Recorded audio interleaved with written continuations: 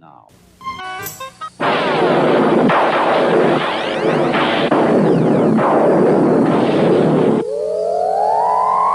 From the terrifying universe of the inner mind to the outer reaches of the imagination, we're waiting, poised at the edge of our seats. Time stops as we approach the unknown.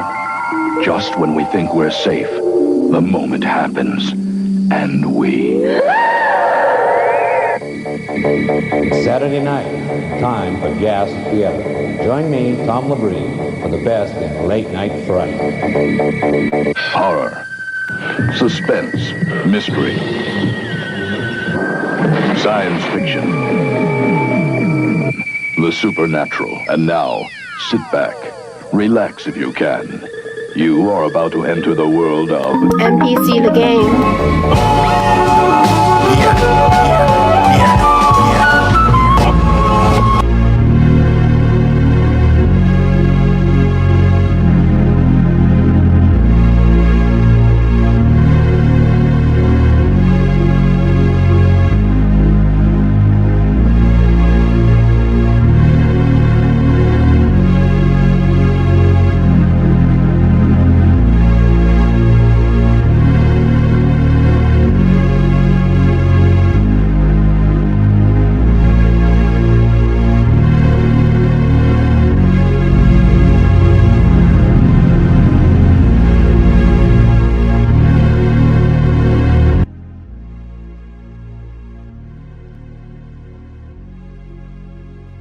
What's going on, everybody? NBC The Game live from Taiwan.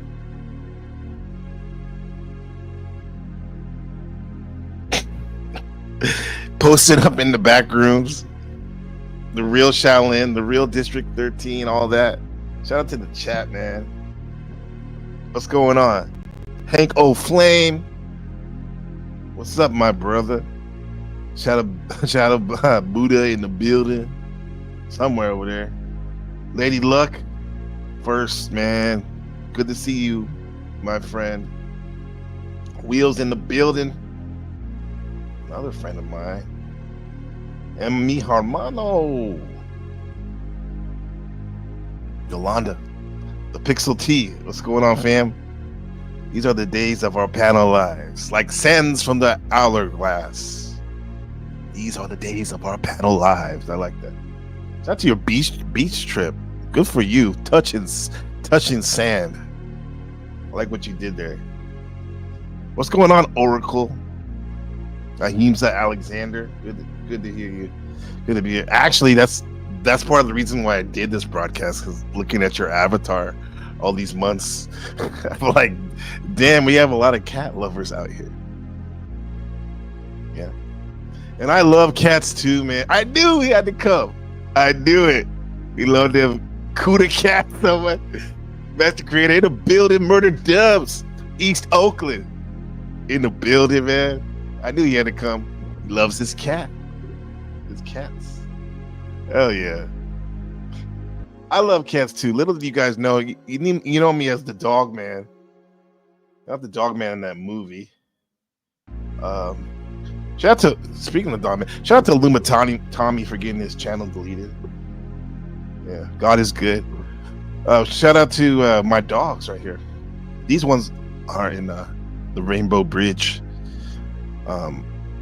Finn, the black one, and the Brendel, and Winston, the white and tan. My dogs, man, rest in peace. But I grew up with cats though. I grew up with the cat. My first cat was named Penny, and interesting enough, we thought Penny was a girl, of course, with the name Penny, right? Until after a couple weeks of having him, he was cleaning himself with his legs open, like he often does, and we saw his red rocket, and we're like, okay, that's not a girl. Yeah. So we try to flip it and say, hey, it's Penworth, but no, it's Penny. Penny was wild, man. Penny was wild, but that was my cat. Metaphorically speaking, that's my dog. Right? Why do we love dogs so much. Maybe because, in a sense, cats get us more. They're more of an equal in a sense. They're not. That's why they don't humble themselves unless they really love you. You know, and the dogs are more. Let's just say they don't have their mind in the upper echelons all the time. Now I'm generalizing because there are some genius dogs out there for sure, but dogs definitely, they put their intelligence, they're highly intelligent and human nature and trying to make their master happy. But we're talking about cats tonight. It's all about the cats, why we love cats, the metaphorical cats, physical psychic abilities, and they're humans, right? They're humans. Telepathic power of cats, and yes, angelical cats. I think the reason why that name came about, angelical cats, from the musical Cats, is because T.S. Eliot, the great poet, probably a psychonaut, he came. His daughter or granddaughter used to call him, like, say, "Give me my cat," and she said, "Jellicle cat, that's my cat," and it came out as Jellicle, so that's where they got that, I think. And he wrote a poem about it. Man, that musical Cats, it's a really good musical. That song too, just the words, the way it starts, it hits. It says, "Are you blind when you're born?" That's pretty deep. Look at the metaphor. Are you blind when you're born? The cats are blind when they're born, man. I know humans can't see good either, but, and then the next line is, "Can you see in the dark?" So, wow, they start off blind when they're born, like the screen that behind me, and then they can see in the dark. That's pretty amazing. That's a glow up, as we say, a level up, right? And abilities. Yeah. And my favorite one, Benjamin, when they say in that song, "Are you cock of the walk when there's no one around?" It hits hard, man. That hits hard. I mean, this is what it is. I'm by myself, man. I mean, up here in the panel, but I'm not by myself in a sense. I got this push of cool people in the chat and listening, and let me know when I need some corrections and stuff, some helpful advice. So I'm not alone in that respect, but in a way you're alone here up on the panel, which is fine. And shout out to the OTW one. I was over there earlier. His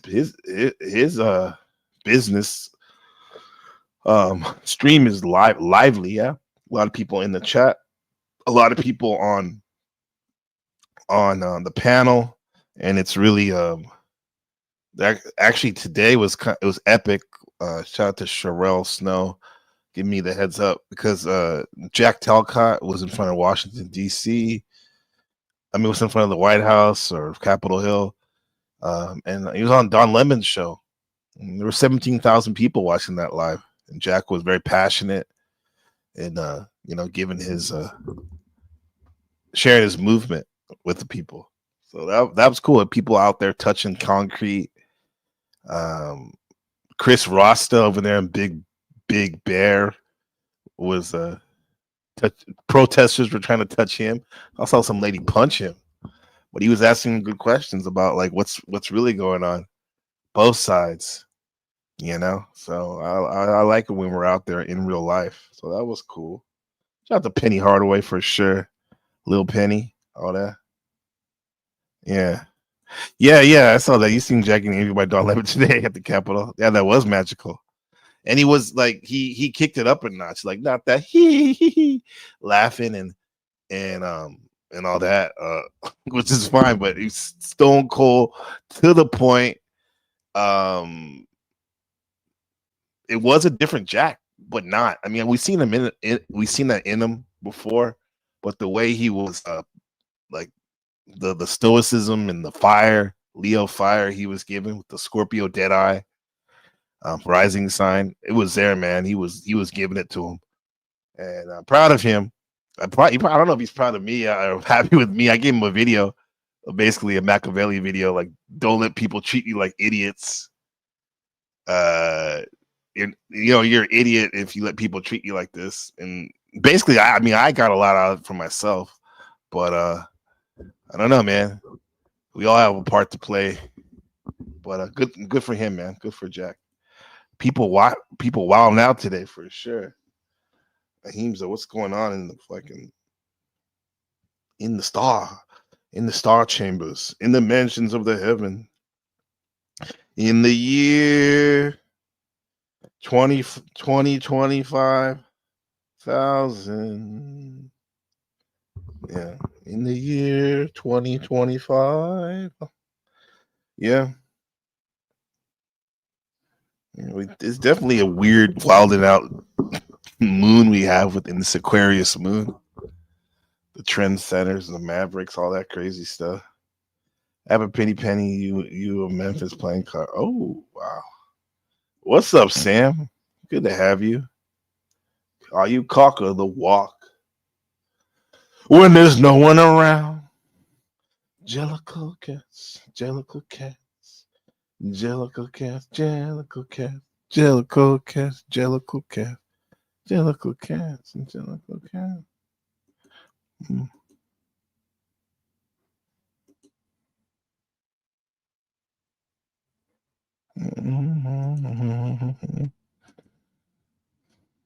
Oh, you're not letting me play.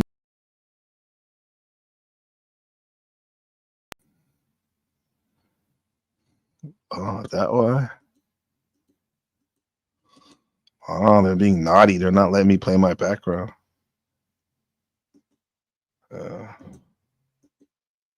Damn, what the hell is this? Okay.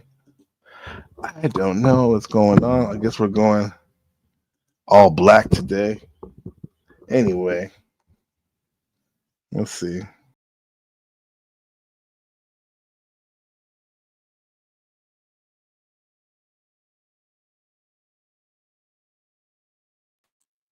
This is good. I was gonna say radio, terrestrial radio. Yeah. Oh well, we'll do this. This works. This works. The black void of space. Yeah. So today's broadcast, it's all about cats and their humans. What's up, Divine? Good to see you. Good to see you. Yeah. So it's all about the humans, huh? And the cats. And one of the things, this last week and a half now. I mean, we've been, checking out Carl Jung, some of his thoughts. I mean, to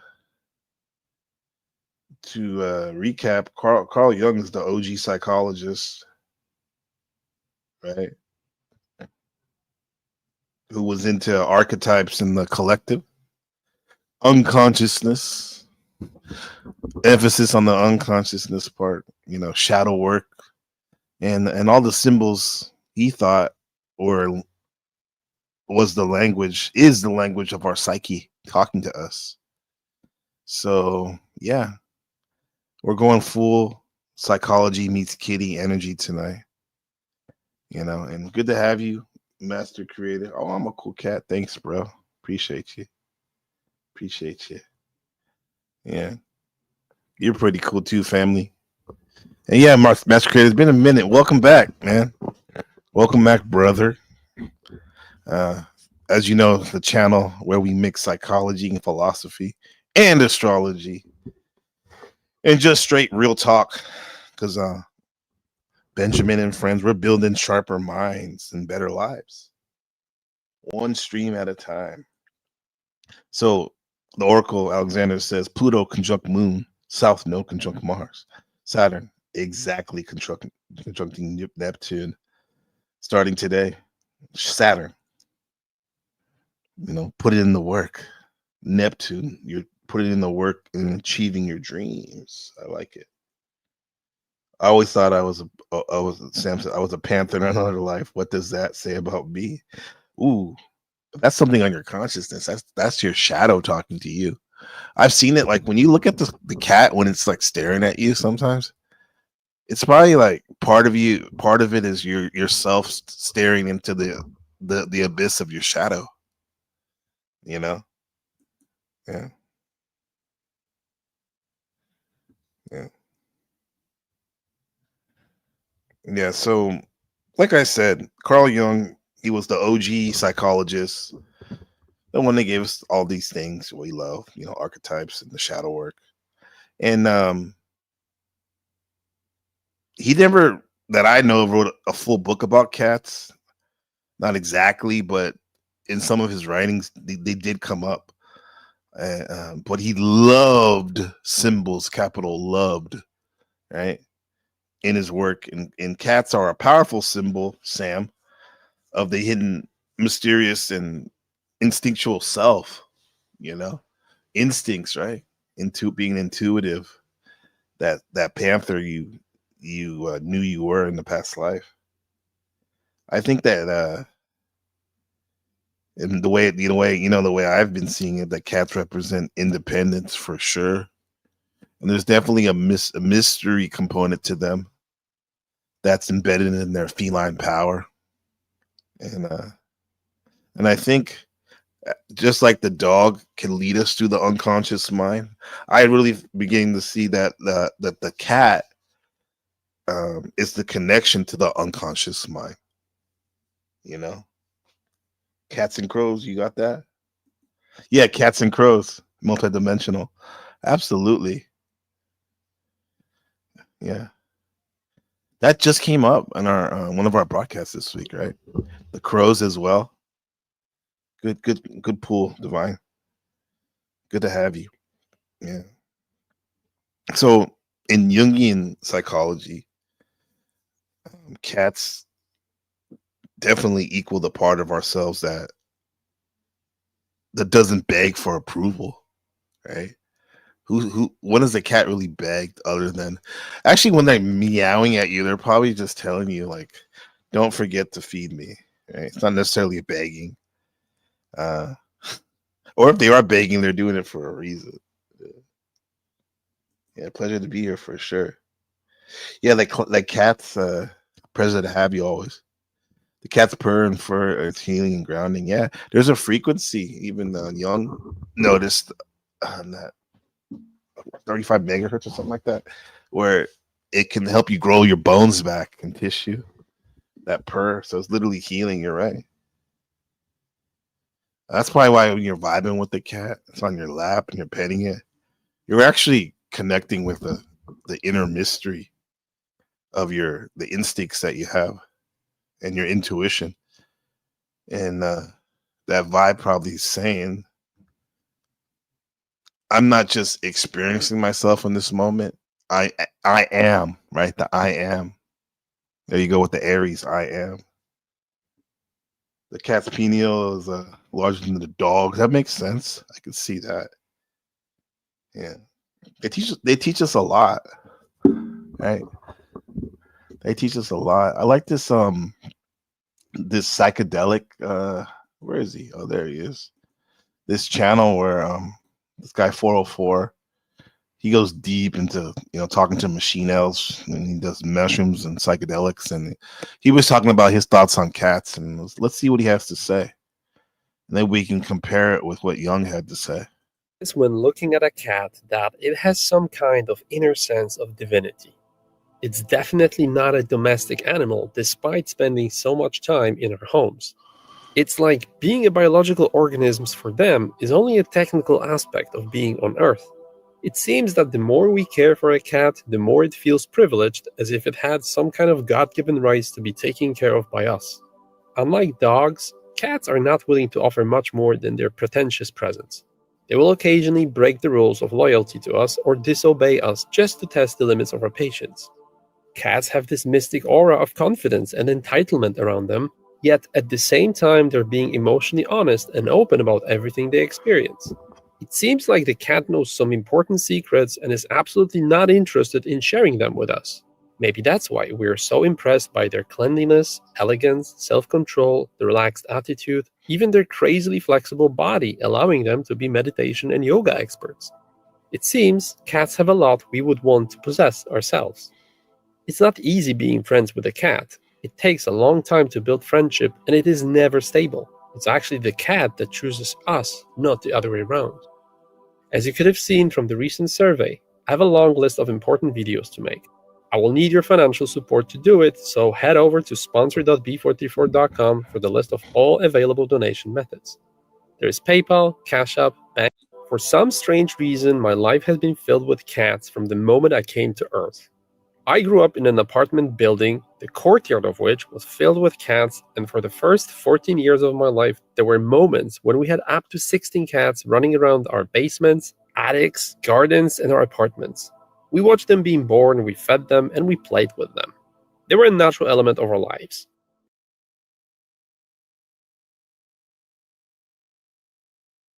Interesting, because I assumed at first that he, the host of that video, grew up with cats in his house, but no, he said that they were always around. It's just that my family, we never brought them in the house.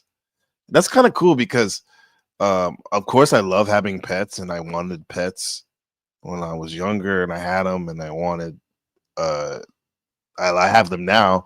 But there was a time, especially when I was smoking copious amounts of weed, where I was like, maybe is it wrong to have a dog or or a cat in your house that has to spend most of the time? And I was like, is that the natural way about them? Mm.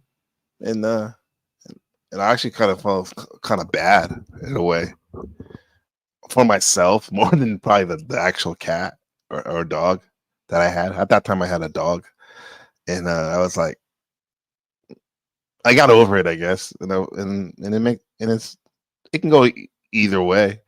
We have a lot of stray dogs here, and they seem like they're living their life and whatnot. But in terms of dogs and maybe cats too, a lot of them, they're domesticated now, right?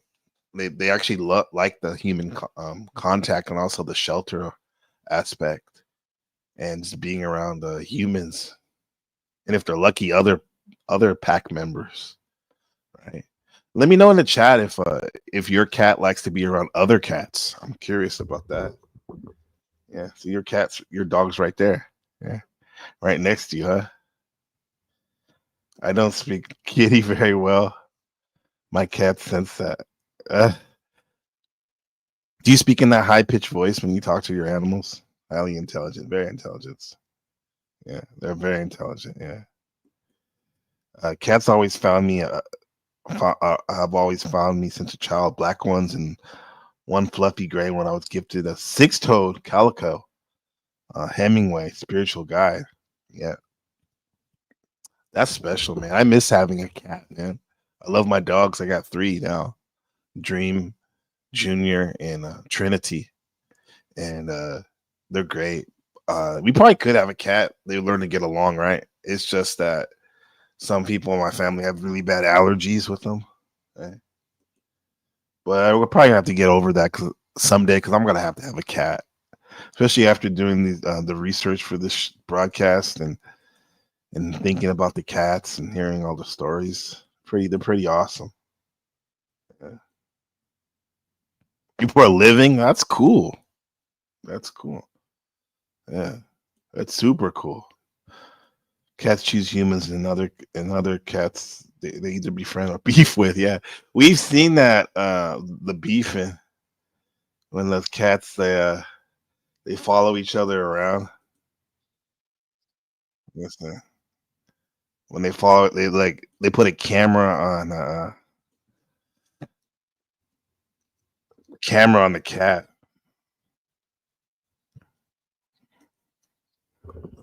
Yeah, check this out. This is Savage Henry right here, the full effect creator.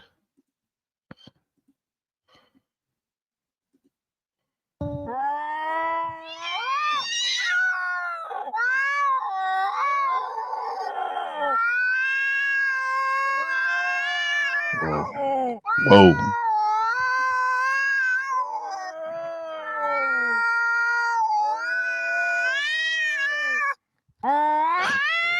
They're all alphas, you're right. Look at that head to head.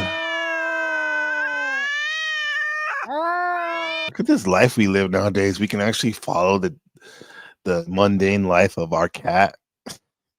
Put a GoPro on that bitch.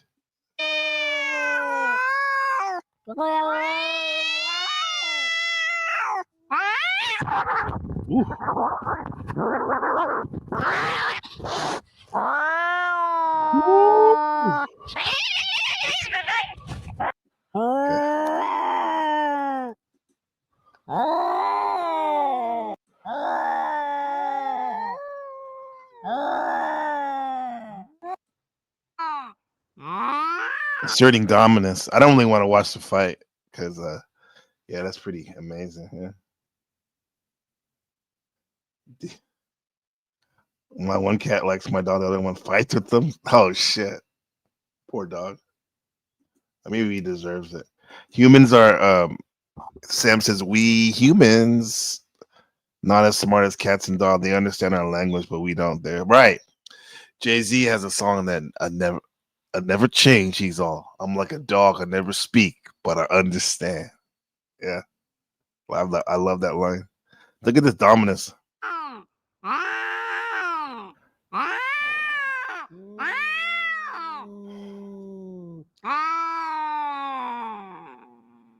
I know what this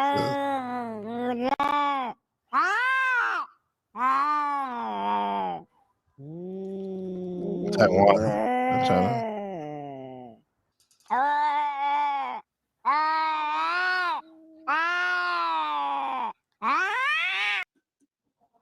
All right. All right, yeah. Oh, I wasn't even showing that. That was crazy, man. Yeah, so I think about the cats do teach us a lot. They definitely do. They teach us I don't know. Well, I do know inner power, man. Because I mean, a lot of times we're trying to assert our outer power, but by observing them Taoistically, you can see how you have inner power because they don't. I mean, may not seem like they're expanding much energy, but for all you know, they can be in another dimension when they're sleeping half the day. I'm thinking this about how like a cat when it walks into the room, it really doesn't care who's watching. It doesn't care if you approve of it. It just observes and moves when it wants. It lays down when it feels like it. This is stretched to say that's like a Jungian individuation process right there. Like the cat is showing you how you can become yourself fully, right?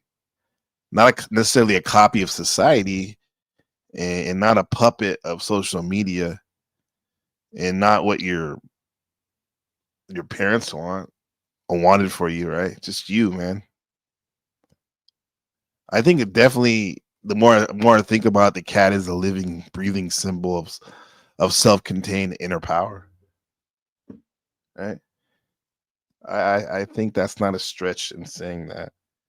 And I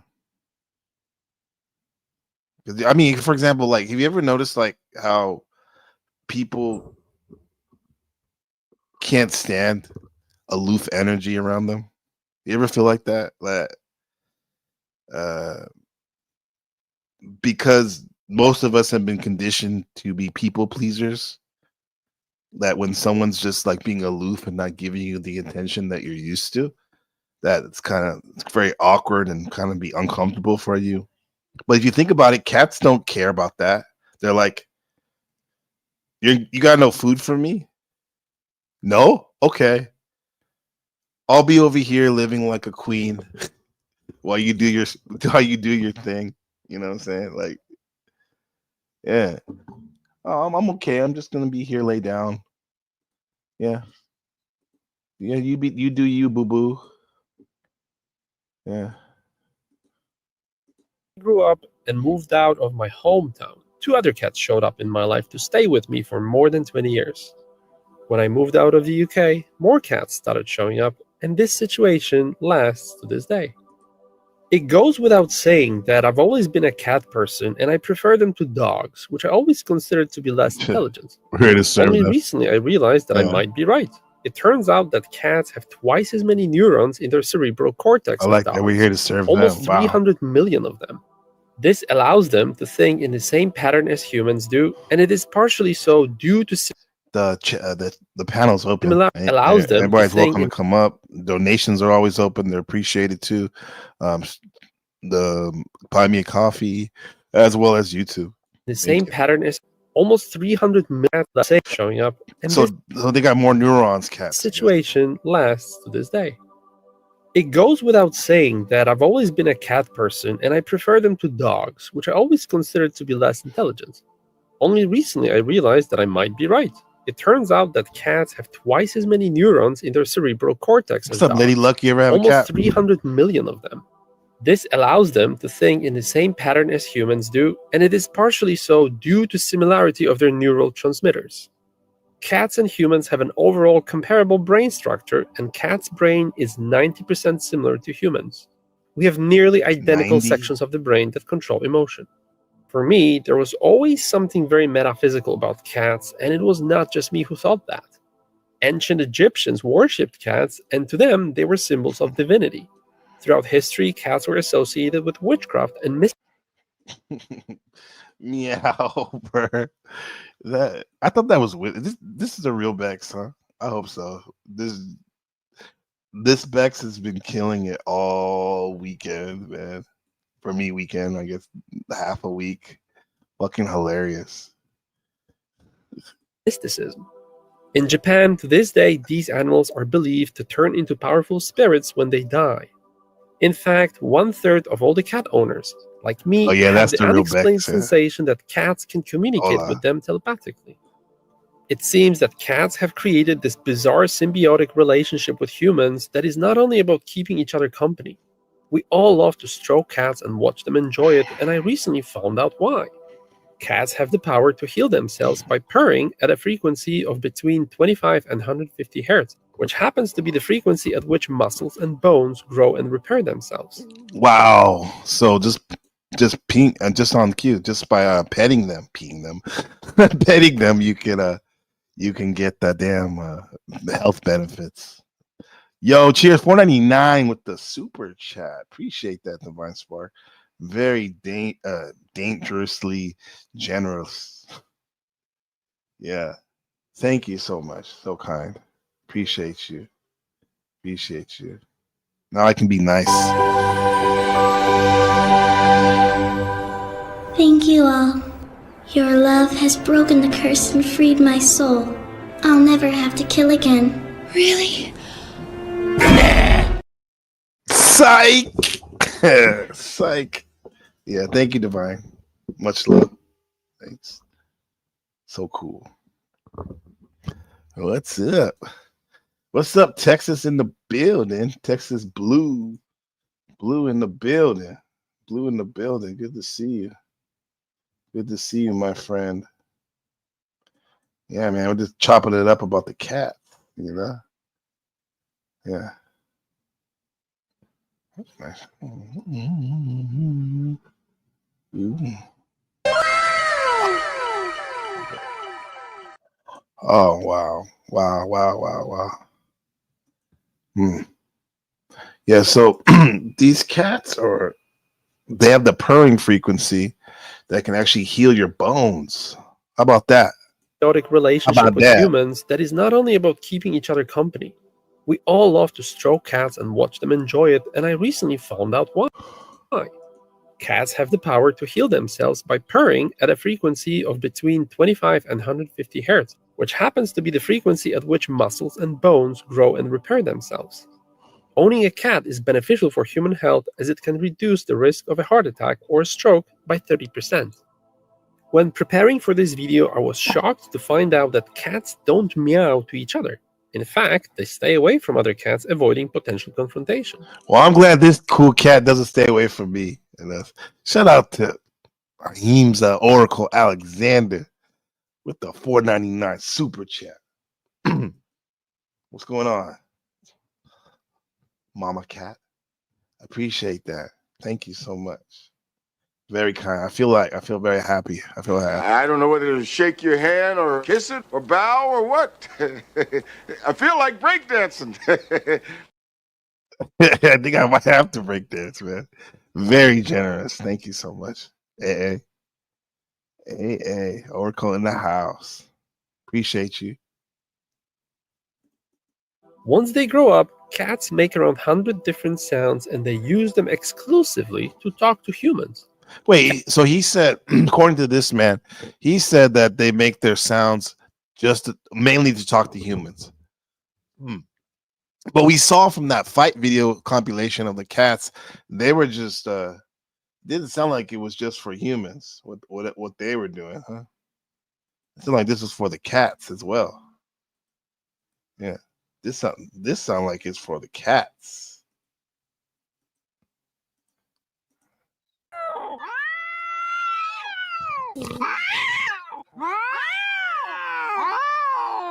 Ooh. Wow. Did you see that? Did you see it? Yeah, I think you did. Recognize individual voices and they change the sounds they make depending on how they want to influence our behavior. In fact, they see us as big, hairless cats that need feeding and training. This is why they bring us dead animals in the middle of the night. They can hear 3 times as much as humans do, as their frequency goes up to 64 kilohertz.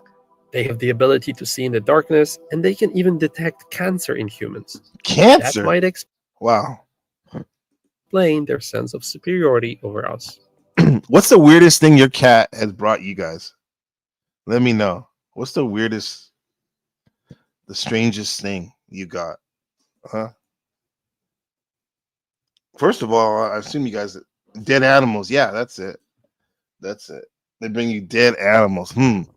That's a very kind gesture. Kind of like when you're. I would assume. Well, today's Father's Day. Happy Father's Day to all the fathers, including myself.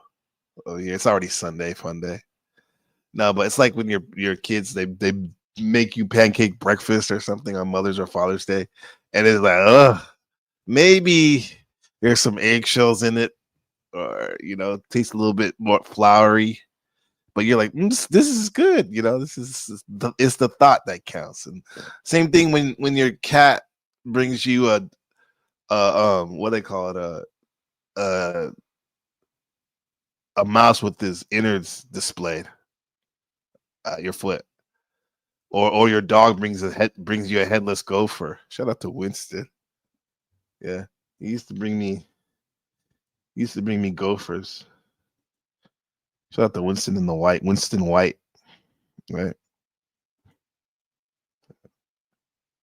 Dragonflies, butterflies, and moths. Your cat. Wow, they're getting the insect consciousness. A dragonfly. That's massive. Yeah. We forget about insects sometimes, Or I do sometimes. But can you imagine if the insects were as big as a cat or a human? They probably take over, huh? It is the thought that counts, Lady Luck. Absolutely right. Absolutely right. Yeah. It's a gift of gratitude from it is. My crazy Izzy caught spiders. Okay. Yeah. Was it brown recluse spiders? Ooh. Newborn kitties? What the hell kind of cat you have, man? What the hell? They brought to you? Their own creator? Oh man. You gotta come up and tell me about that shit. What's up, Chicken Snake? Good to see you, man. Just shop it up about the cats. Yeah, creator. Your ass needs to come up here. Yeah. Yeah. I want to know more about that or other stories you guys have. Let me know about your cats. Oracle says my kitties are mice or cats. You need that on a phone. Yeah, you do. Yeah. You do. That's like the story. Yeah, and he's the dad cat. That's the story of what's his name? Kronos, huh? Isn't that Kronos? Tell me out, my mythical narrative scientists, historians. Kronos ate his children, right? And Zeus was the only one that was spared. I think, if I'm not mistaken. Yeah. Ooh. There she is. What's going on, Oracle? How's, Meow. how's it Good. going? Yeah. Good. Of course, I like this topic. I have 2 black Yeah. cats. Oh yeah. I mean, I mean, you're partly the inspiration for it. Well, that's sweet. Thank you. I feel honored. What my cats do. Uh huh. Yeah. I mean, cats are great. Like I said, I haven't. It's been a while since I had a cat. Probably, damn near 25 years. Yeah. Aw. Yeah. I miss them. Yeah. But I love my dogs too. As a kid, I always wanted dogs, and then the cat, because like sometimes depending on what cat you have, they can just really keep to themselves. But there's other ones that Mm. actually will follow you and don't. Well, how are your cats? What can you describe their personalities? Um, they're they're very much like black cats. They're very chill, and I have the one mama cat that's probably gonna jump over here because every time I talk, she thinks I'm talking to her. But she's sweet. My son wanted a cat for his birthday one year as a teenager, so Uh-huh. I got him one, and all of the kittens were taken except for the mama cat and this one black cat. So I had to take the mama cat, and she's Hmm. been my favorite. She was wild, a very, very wild cat. She'd never been domesticated, so she took a minute to, I guess you would say, house trained, domesticated, Yeah, used to people. she is feral. Yeah, very much so. And so she didn't really like anyone but me at first. And so it took her a good year or so before she was not acting weird. But she's Hmm. still a little weird. And I like that though. Yeah, the weirdness. Yeah. Uh, Yeah. yeah, you said that the black cats. So usually the black cats are chill. You're saying compared to like a tabby or orange cat or a white Oh cat. yeah, I like the orange cats. I sometimes the Siamese cats can be like aggressive Uh huh. that I've had experiences with that. But yeah, there's other kinds of cats that there's some that are kind of striped with like white underbellies. Those don't have very good depth perception, so when they drink water, they use their paws to like swat at it and use their hands to lick off they're sweet cats, but they're unusual. Yeah. But Hmm. black cats, I didn't realize till doing a little research with this one, black cats have such a bad rap because I don't know if you know, there was a papal decree against cats in Europe. No, I didn't know that. I've heard It's the called, stories like from those movies, like where they say they suck the breath out of the kid when it's sleeping, yeah. all I that don't buy stuff. Yeah. that, but yeah. But Yeah. no, in I think it was it's 1233 Vox Rama by Pope Mhm. Gregory the I don't know, The 16th dickhead, or I don't know. There's a lot of them like Gregory the that, punk. but yeah, they outlawed cats and Uh-huh. specifically said that they were part of devil worshipping, so black cats Oh were man. particularly targeted, but all cats in Europe were pretty much outlawed because Uh-huh. their association, which there's Stuff no war on the feminine. actual. Yeah, pretty much. And guess what happened to Europe after that? Like a whole bunch of rats and the Black Plague, right? There you From the go. rest. Yeah. There you go. So 300 yeah. years of watching their Karma. Yeah. There Yeah. you I go. mean, That's the funny. cats That, still can get bubonic plague, but why don't we know this in their history book? That'd be so interesting. I guess it's up to the teacher nowadays to because mm, if I was teaching that about the Black Plague, I would like to throw that part in. That's cool about like what led up to it. yeah, Like it's that's a very superstition. very cool. Kind of like, Wow. yeah. And see, it's polar opposite in ancient Egypt, where they thought Uh cats were holding the spirits of gods. And so if you killed a huh. cat in ancient Egypt, you got the death penalty, Mm, which is wild, you yeah. know. Do you But think though, on the other hand, having too much cats could that be a problem too? oh yeah, those cat hoarder people, that's just Yeah. yeah. I can still smell Yeah. those houses. Blah. No, Yeah. you're Mm. you're a health. You know a lot about health and stuff too. But have you heard about like when women are pregnant, it's not good for them to be around the litter box and stuff like that? Oh yeah, because the what is that? It's not Giardia. It's something like that. It's a illness Hmm. where it causes toxemia or something like that. Yeah, With cat litter, their feces carries some particular bacteria yeah, that yeah. can cause spontaneous miscarriage and birth defects and Hmm. all kinds of crazy stuff. So even when I was pregnant, I never changed cat litter boxes, Right. didn't walk around outside. I did have a friend who got that actually, and so they had Really? to watch her, yeah, while she was pregnant. Was the That was baby the only, okay? yeah, baby was fine. Yeah, Okay, but that's she good. had to get Yeah. treated. All that Um, stuff is weird because like they tell you in the West like women shouldn't eat raw fish or raw, and stuff. But in Japan, when they're pregnant, that's all they eat. Not all they eat, but it's a big part of the diet still. So yeah, I I think don't know, that has man. a lot to do with the mercury content in fish, though. You don't Yeah, want the baby predisposed to the heavy metals. So, right.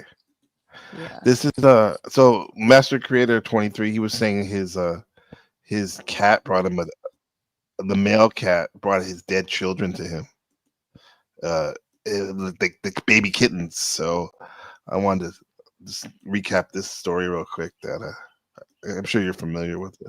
His children. The Greek god who swallowed his children. Kronos was a Titan king who came into power by castrating his father. In doing so, he was cursed by karma to be overthrown by his own child.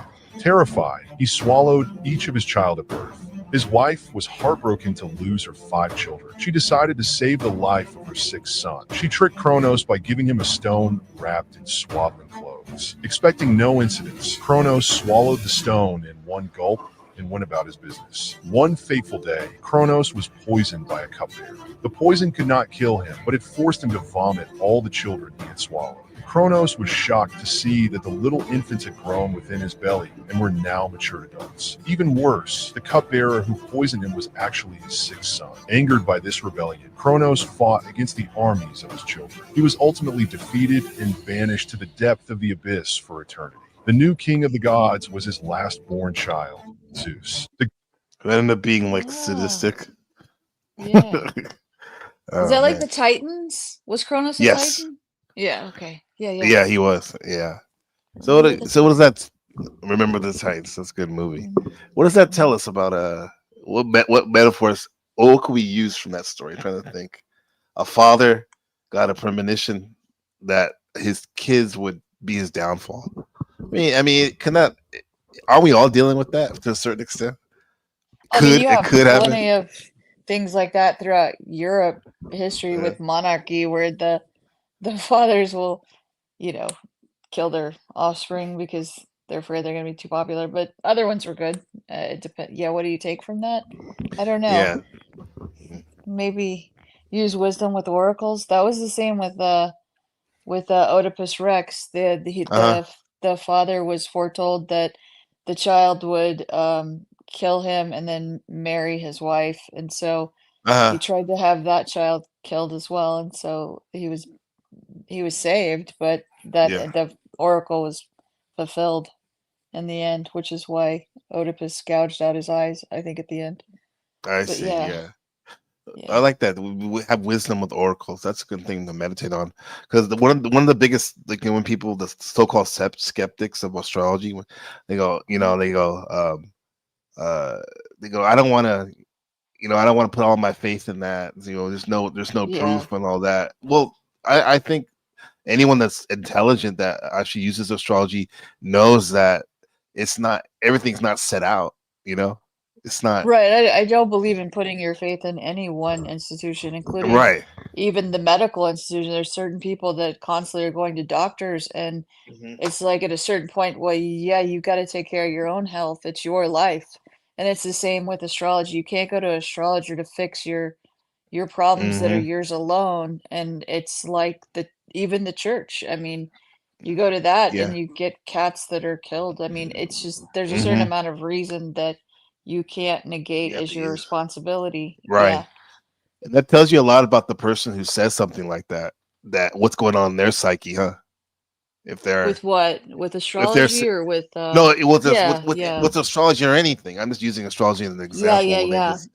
when they go because they They obviously maybe they think that or they're being not good faith and they're even though they know that might not be true, they're still using it. So either way, it's kind of lame to me when I hear that. Yeah, I think a lot of people are beaten down and they're scared of life. And so if you find some kind of system that you can Uh-huh. outsource your autonomy and your own responsibility to live your life, you can do that. Where cats aren't really like that. They just live. Nah, Yeah. it's kind of like Master Creator. I appreciate that for the super sticker, Master Creator.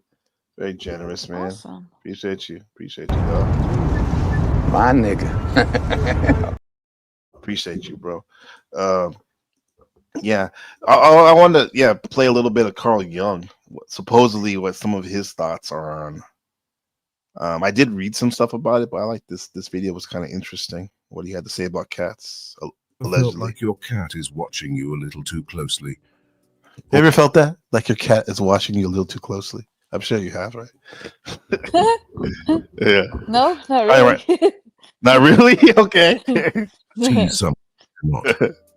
These questions may sound whimsical, but in the framework of Carl Gustav Jung's analytical psychology, they become deeply meaningful. Jung, one of the most influential minds of the 20th century, explored the symbolism of animals within the unconscious, and cats in particular hold a powerful place in this symbolic realm. His interpretations of their presence in dreams, myths, and everyday life might change the way you perceive them entirely. Before we begin, make sure to subscribe to the repressed aspects of our psyche, those parts of ourselves we ignore or deny. In this framework, the appearance of animals in dreams is never random. Cats, in particular, with their elusive, independent, and nocturnal nature, frequently symbolize the shadow. I don't really do you even keep track of the fact if you dreamt a lot about animals in particular, or I mean animals in general, or cats in particular? I've had dreams of them, but I've had two cats that, have died, so they were Okay. kind of around me. But it's the same with my dogs too, Hmm. like I've had dreams of them. It was really bizarre after my mother passed away and I got back home and I expected my family dog growing up to greet me at the door. I was like, well, my mind is completely scrambled. But I like Yeah. how Carl Jung was talking about how cats represent the shadow work.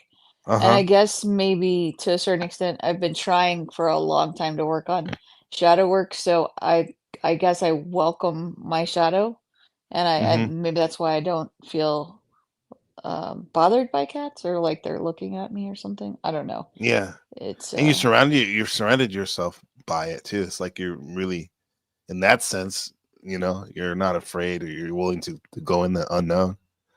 yeah, yeah, yeah. 'Cause- yeah. Because if you think about it, like that song earlier, I don't know if you saw the intro. I played the Jellicle Cats from Cats, and they said Oh they're yeah, black. T.S. Yeah, Eliot. yeah, I yeah. love that one. Yeah, it's a good one, huh? Yeah, I Uh, saw that at the Winter Garden Theater and on Broadway a long time ago, and that was just like one of the best. I mean, T.S. Eliot actually did not like that particular work of his own, but Wait, you it's saw it Cats like yeah, Andrew Lloyd Webber's yeah, in the Cats? Winter Garden Theater when Wow, it was on Broadway way back in the mid damn. 90s, and I bought my tickets. This is crazy. It's just I'm dating myself. I bought my tickets at the bottom floor of the World Trade Center. That was Oh the only shit. time I'd ever been in the Yeah. World Trade Center, and I went to the top, but it N- was to get the cats. yeah. Now is Yeah. that when the train didn't the subway or whatever or the trains have a stop there at the bottom? Yeah. Yeah, yeah, it Yeah. still Okay. does No, actually, but it's a no wor One World it's Trade a Center mall now. now, right? Yeah, It's the yeah. West Mill Mall. It's Oh, so it's so eerie to go there. weird. I went there last time I Yeah. went to America. Woo! Mhm. And I met a cop that was actually one of the first responders that was there. He just happened to That's be wild. sitting at the cafe, and he just had like this I think interview as like security for a security job, and we were just talking to him, and it's so funny how people this about New Yorkers being so rude and stuff. And it was Oh, like, dude, no. he was so cool, man. It's Yeah, just that yeah. they're just blunt with you a lot. I think some of us from Cali or whatever, some people may take that the wrong way, but this man was I was so blessed to meet him. It was interesting that we were sitting Yeah, I've in the always place. gotten along with New Yorkers when I've been up there. It's Mhm. they're pretty good, but before like 9/11 happened, because I've got this cat, intuitive energy kind of stuff, I I was see, Critter. I was having really bad mojo. I couldn't put my finger on what it was. There's no Uh-huh. way to predict what 9/11 was going to be. But I Yeah. remember being in my living room and just like playing the soundtrack to Cats, you know, Mm. Memories, that Wow. song. And I was just like crying, and I'm like, what the hell's wrong with me? And like the day before 9/11, I had finished Yeah, reading Leo Tolstoy's War and Peace, which I took like 6 months. It was on my bucket list to read that uh at some point, and then it all just kind of like fell in place, and I was like, I We feel just like we I should just go read to one New of his short York. stories yesterday. Leo About Tolstoy? about his drumming, about how that king wanted to take the guy's wife, and he made him do all these weird tasks. And anyway, it was cool. Oh Anyway, wow. so you went to the world. Wait, we bring up Master Creator before. I don't want to leap him down there. Oh That's my good cool. friend. Yeah. What's up, Master Creator? How's it Awesome. going? What up? What up? Good to have you. Bam! Just like that. That's all there is to it. That's all there is to it. A winner. Good. Yeah, How are winner. What's you? up? Just chilling with these cats. There he is. Yeah, he's the cats with Awesome. you. Yeah. Look at I that. don't know how to So, turn this thing around though. They right here. there he is. You got two. Aw. That's right. I Damn. got Got a three. tabby. I got another Three? one.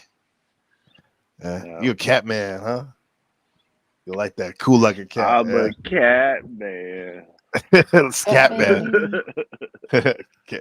So Himza, you said that you got this premonition and you were getting nostalgic and playing memories and Yeah, then so much to the point that like my ex wanted me to fly up to New York to visit all my friends that were living in New York, and I'm like, no, that doesn't sound right. And so this was like right after Labor Day weekend, went out to Cali that weekend, and then I was like, I can't go to New York. I don't feel like right. And then that was like one of the worst days ever because it was such a pain tracking down all my friends in New York from 9/11. I had one friend, fortunately, who just quit working at the Rainbow Room, the restaurant there at the Towers, oh, 2 months before. And I was like, holy cow. And then the you one didn't friend know who that at worked, the time? no, I didn't. I thought he was gone. And then I had one friend who worked in Building 7, and it took till 1 a.m. to track his parents down. Um, yeah, that was a crazy day, but cats kind of connected me to it because like Uh-huh. for the month before that happened, I just remember playing that. And that was the only time I'd ever been in Okay. the World Trade Center was to get my tickets to That's Cats. why. So It you have a was. strict connection right there. Yeah. Yeah. Yeah. I didn't know that song came from that. Memories like the corners of that song. Yeah, yeah, that one. Okay. Yeah. Hey, what's Yeah, up, that's Signal wild. 66?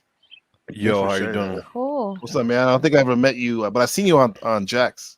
How you doing, bro? Yeah, Jack's cool. I'm doing all Yeah. right.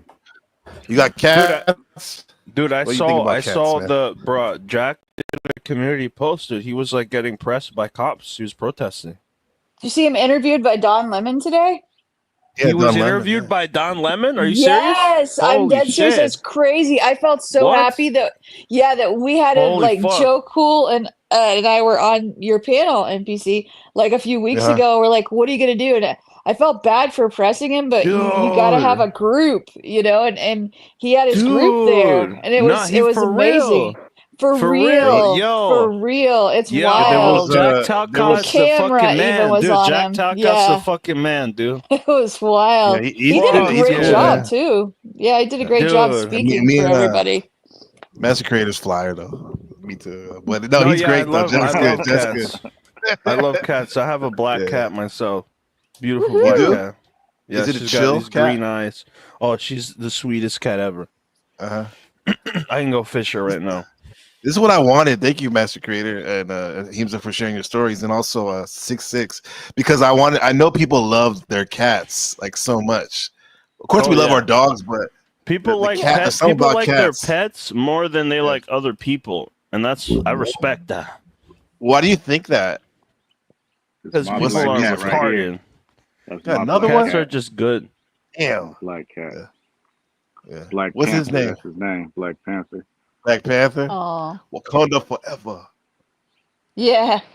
Twomps Oh, that's pretty. forever. Yeah, that's cool, Crater. That's a pretty Yeah. one. Yeah. They're always big too, the black ones. Yeah. Pause. Hey, Creator, did these so they come in and out? They don't like stay out the house too long. Oh no, I let them out. I don't really leave them in the house. Did they ever like not come home at night? The longest my black cat been gone for was like 4 months. That's cool. Just doing his own thing. 4 months. And then he was gone for You like tripping? a whole year because somebody had him trapped in their house for like a whole What? year and got his balls Oh, cut. wow. They cut his balls too. What? Damn. What? Yo, that's worse than crazy. Diddy. Had him trapped, man. Yeah, because I had moved to this new neighborhood out here. And then I guess they Mm-hmm. didn't know it was my cat and they just ended up taking him one day because he was kind of friendly and shit. That's why people like cats more than humans. They do weird shit. Yo, like do you that. have anybody backstage? No, nobody. Just us. Thanks for asking, though. Somebody's Mhm. supposed to come up. Just us right now. This is my cat over here. Aw. Okay. Oh, cute. Got a bunch of black Yeah. cats around. Love I it. know. Love the energy, man.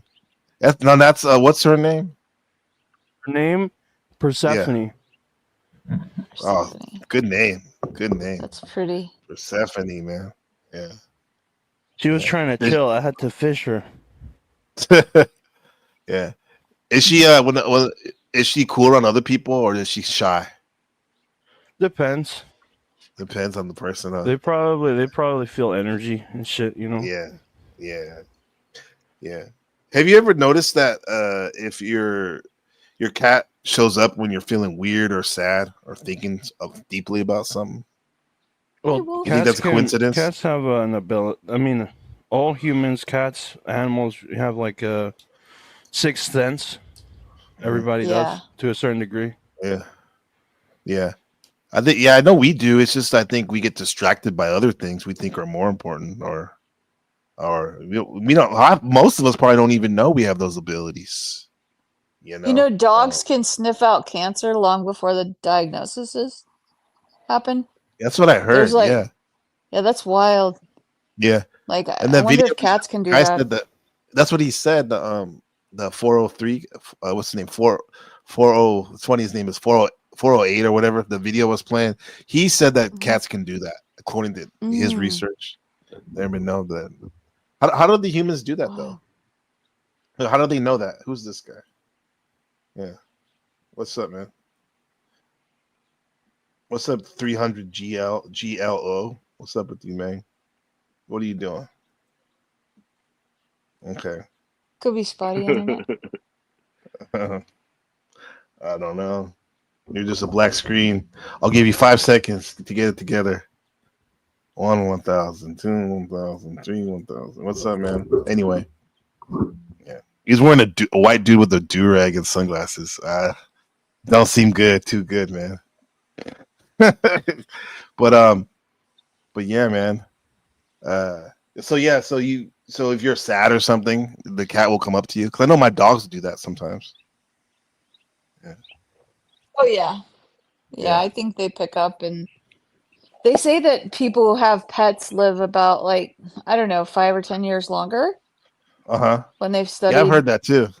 Yeah. Just like something to take care of, and just something about animals. Yeah. Brings down the blood pressure. I definitely heard that. Someone said in the video later on, the guy said it increases your lifespan by 30%. So who knows where you're getting these stats? However, Wild. it sounds like something I want to be part of. You know, makes sense. I have to think about cats. It makes That's sense why sweet about Izzy Cat. a lot of our ancestors was rocking with him, though. You know, all the time, right? Yeah, there was like their partner in crime. Divine Sparks 313 says my cat Izzy would lay on the spot. I had pain and purr. Years later, I had surgery. She lay next to me, purring loudly until I recovered. That's beautiful, man. That is amazing. Yeah. And look at she said Divine said, "I was born on Friday the 13th. I've always loved black cats." Yeah, that was yesterday, right? Cool. Yeah, that Or was 2 days ago. yesterday. Yeah, yeah. You guys know one of the stories about Friday the 13th. The reason why it Why is became that mainstream. superstitious? Yeah. It had to do with the Knights Templar. Oh yeah, yeah, yeah. Yeah, That's right. about But how what? because they were like the security force for the Vatican for Yeah. pilgrims to the Yep. Middle East, and they got rich, right? And then Yeah. they didn't like the kings and the Vatican didn't like it, so they put the what they call it the green lighted anyone to kill them to kill Oh them and yeah, arrest they them. they Yeah, off, excommunicated their order or something like that. They're like yeah, their they yeah. organization, yeah, Yeah, on and then the October whatever year that was, yeah, and they on burned Friday the one at 13th. the stake. What was his The name? main I guy, forget his name. Yeah, the yeah, master something, yeah, and that he said within the end of the year, both the King of France and the Pope will meet him. And they both uh huh, died within a year. One had a hunting damn, accident and the other one died he cursed them, mysteriously. I was huh? like, that's wild. Yeah, yeah, yeah. So the 13 comes from them, the Supposedly, Knights Templar? yeah, yep, They say that yep, our banking system kind of comes from there as well, where, because part of the reason for they got in interest, yeah, trouble was, yeah, they went to the Middle East and they learned some of the banking there and they used that for like charging interest. And that's why they were taken out, is because the kings overspent their money and they started borrowing from the Knights Templar. And because they owed him so yeah, much, it was simpler. It was very similar to yeah, what I feel like the monarchies in Europe did to the Jewish people as well. They would owe them money because the hmm banking was the only industry they allowed them to have. And then when they owed them too much, then they would start that whole war against them as well. But that's kind yeah. of what the banking system we have. No, that's what's funny that they leave that part out, that part about the monarchs with the Jews, because you always hear. I've heard the story about that's why a lot of times Jews are synonymous with banking system. It's because that was the Right. only job they were allowed, right? They Right. couldn't necessarily be Yeah. salespeople or whatever, and they got good at it, made a lot of money, and like you said, but I didn't put two and two together. That's why the monarch would subjugate them and kill them Yeah, because they they owed would. money. Yeah, because Right, they right, owed right. money though. Yeah. They'd rip them off Okay. like that. But I think Yeah. maybe even like going back to the cats thing, Uh huh. I looked that up, and part of like with Pope Gregory like excommunicating cats from Europe, which is so weird, is Uh huh. because Islam was developing as a religion, a world religion at that point. And like in the Iberian Peninsula, there was a really great place that had Muslims, Jews, and Christians all living together very peacefully and having an amazing economic, you know, uh, vibrant community. And Hmm. in Islam, the cats were also very revered. So I feel Yeah. like it was maybe an attack there, you know. Yeah. Does Yeah. that The make cats were sense? more revered than the dogs. The dogs weren't revered so much in some of the stories, the hadiths Yeah. about the Prophet Muhammad, peace be upon him. Like for example, the angel Gabriel, I think he was like waiting outside Muhammad's house, the Prophet, and they're like, "Why are you outside?" He's like, "I can't go in there because your wife, Mother Aisha, has a dog in there, a puppy. I'm not about to go in there." So ever since then, Oh, I think that they put they didn't look too highly on dogs. I But didn't know that. yeah. Wow. But they don't. I never heard anything about cats. What's up? What's up, Pussy Joe Cool? No. What's up, cats? Oh. OG Joe Cool. What's up, man? Joe, did you He's a see fan of Jack? cat. Oh gosh. Yeah, right. Yeah. Joe helped prep him. Yeah. Yeah. He Yeah. did it. We did it here, right? We did it right here. Yeah. Yeah. Woohoo! Yeah. Yeah. We'll definitely. I'll show that in a second if I can. I think I can find it. But I wanted to show you this. Well, also, Arctic. He wanted to show this video. This is kind of funny. Okay.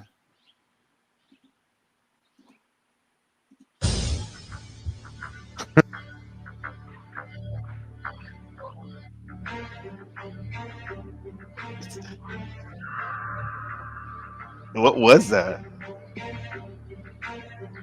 Is he just sliding? He's showing off his moonwalking skills. What is that? That's impeccable moonwalking skills. I thought at first it was like an escalator or something like that, but Right? Look at, because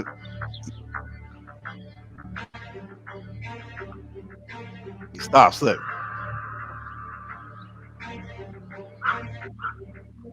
What in the world? What the fuck? Yeah. Yeah. Thanks for that, Arctic. That's Look cool. at this one. Look, check this out, guys. Why is Friday the 13th unlucky? Well, the superstition that we all know, some people claim originates in the story of the Knights Templar. The Templars were a Christian military order whose purpose was to protect pilgrims on the way to the Holy Land during the Crusade period. What's up, Rachel? However, they also formed an important part of the Crusader army during this time. They became enormously wealthy and powerful, owning castles and churches all over Europe. In 1307, Philip IV, who was heavily indebted to the Templars, sought to seize their wealth. That's it right there. He probably There one of you those go. kings. He's one of those Yep. kings, right? That did that Yeah, shit. he's one that died too. Templars sought to seize their wealth and power. On Friday, the 13th of October, 1307, Is that hair ever acceptable? This hairstyle? A what? This hairstyle ever acceptable?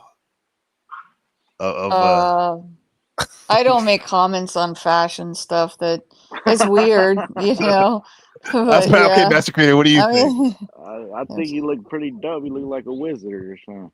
yeah, Okay. it's better than the wigs. Fate was Oh yeah, those are pretty bad and actually unhygienic, huh? In a dawn raid, Grandmaster Jacques de Molay and his Templar brothers were arrested, charged with heresy. Soon after, King Philip pressured Pope Clement V to support his act. Clement V, okay. The Pope issued a papal bull ordering all Christian kings to seize Templar property, sending shockwaves throughout Europe. The Templar order was dissolved, and Jacques de Molay was sentenced to death. Jacques de Molay, he's the one that cursed That's them, right? the one. Yeah, he's the one. One very unlucky Friday the 13th. Like It looks a lot like the Red Cross symbol. Follow for more.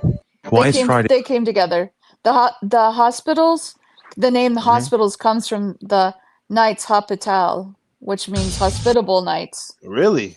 Yeah, because didn't know the that. Knights Templar and the hospitable knights, they're the ones who helped give the safety to the pilgrims going to the Middle East.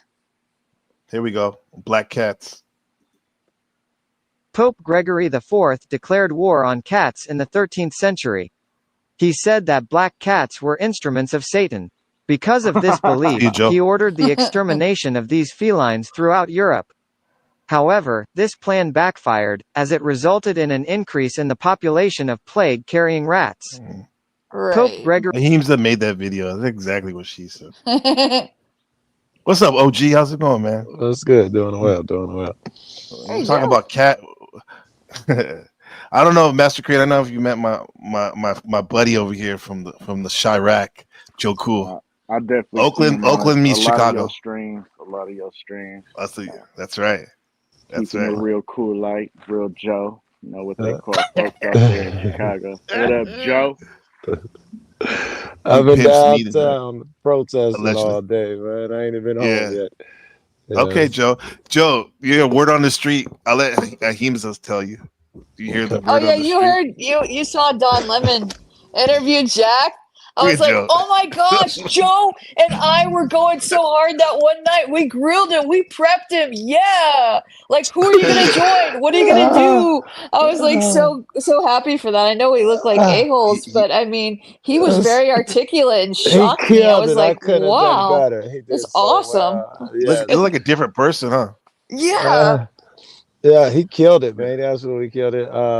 I think God loves me. I'm selfish about it. I feel like everything. I even saw he did get tackled. I don't know if you knew that, but he got tackled. They got pictures of it. I got the pictures. Are you I wanted. serious? Yes, You got pictures of that? I got Oh my pictures God, of it. They're great.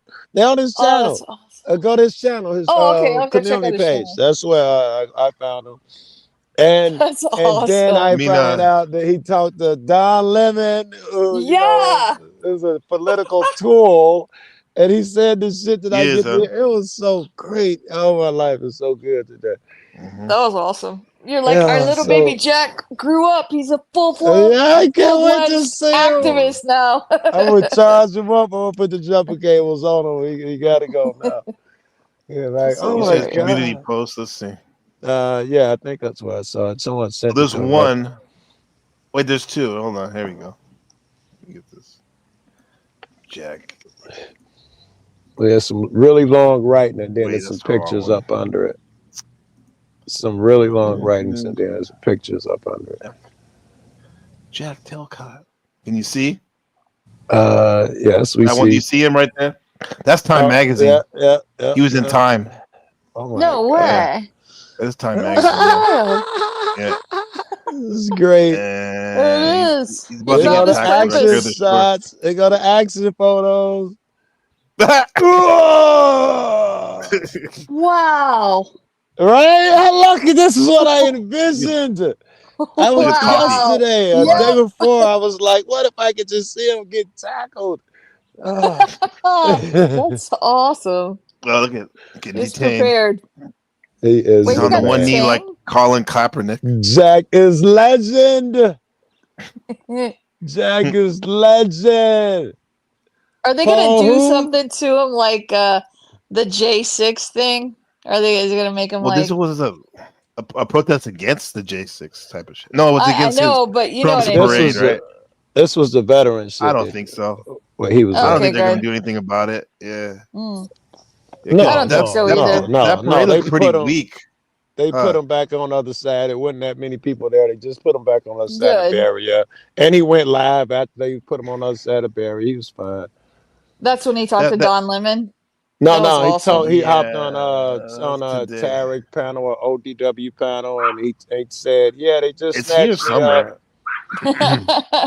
Yeah, That's I'm looking for it right amazing. now. I think it was this one. Was that yesterday he was on it or today? Was he on Don Lemon today? I don't know. Yesterday's when he got tackled, and then today I think is when he was with Don Lemon.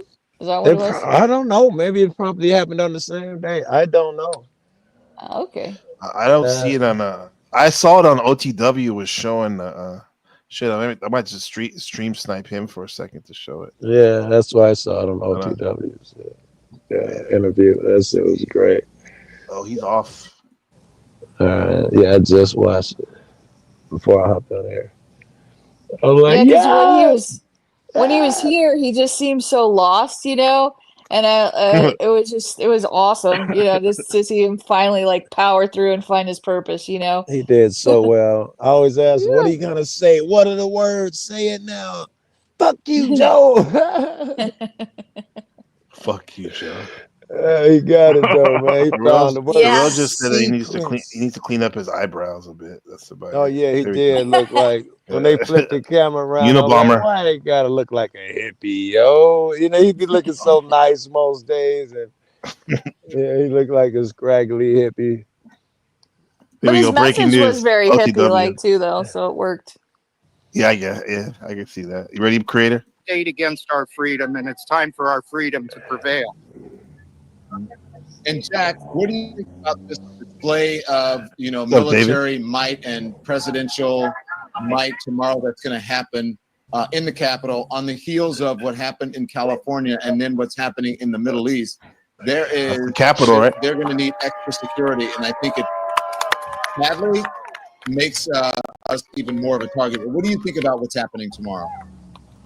The excessive spending on a military display just for the commander in Oh my God, that's him talking. It's especially coming on the tail of all the federal employees who've been affected and all the people who have been affected by the DOGE and the budget cuts, and now we're just emptying money for a party. It's insane.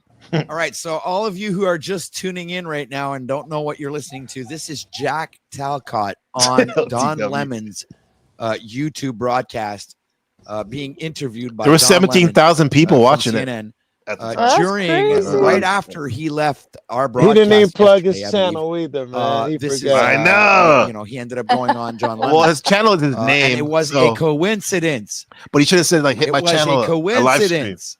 The reporter just happened to be there, and Jack was the man that the reporter decided to have the conversation with and introduced him to Don Lemon.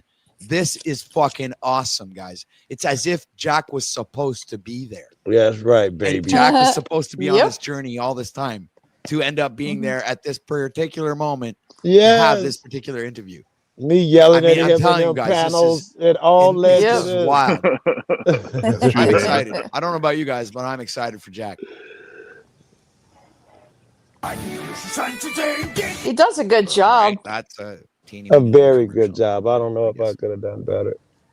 He was very composed and What would articulate you the say whole to time. President Trump if you had the opportunity to speak with him? Zephyr. Actually, that's my goal. I'm okay. I'm hoping to Say that's my Shit, we've been hearing that for fucking. I've been hearing that for like 6 months. Yeah. You guys have been hearing it for like 3 years, Yeah. right?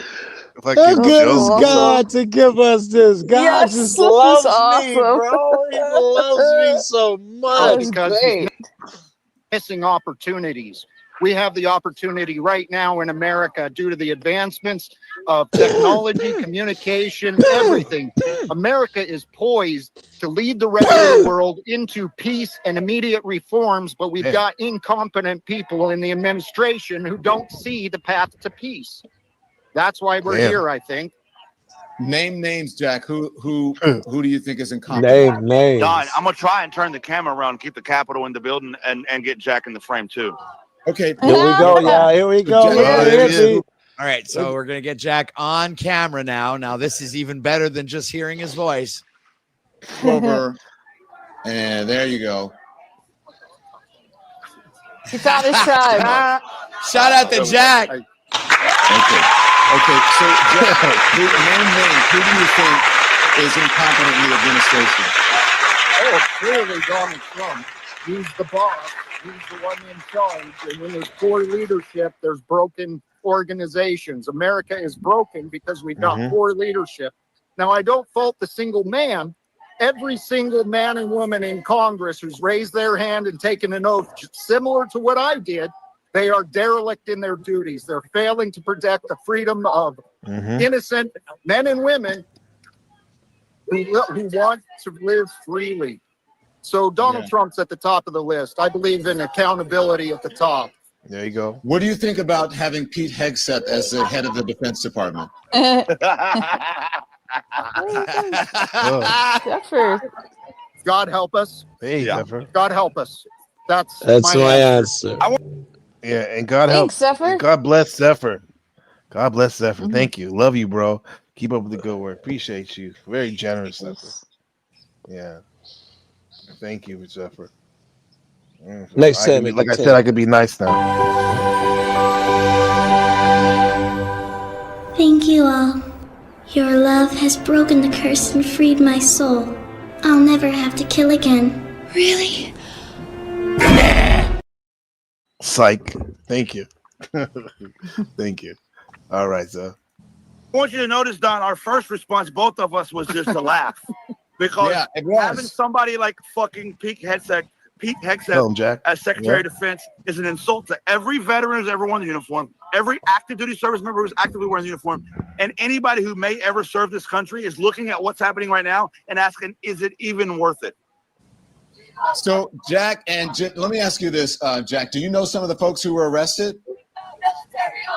I met some of them recently. Yes. Yeah, and what did they say? What was their reason? Because that's a pretty drastic action, especially you know what happened. He got a cowboy hat on. He's someone to storm the excited. Capitol. He's celebrating. That's putting your safety in danger. It's that important to them.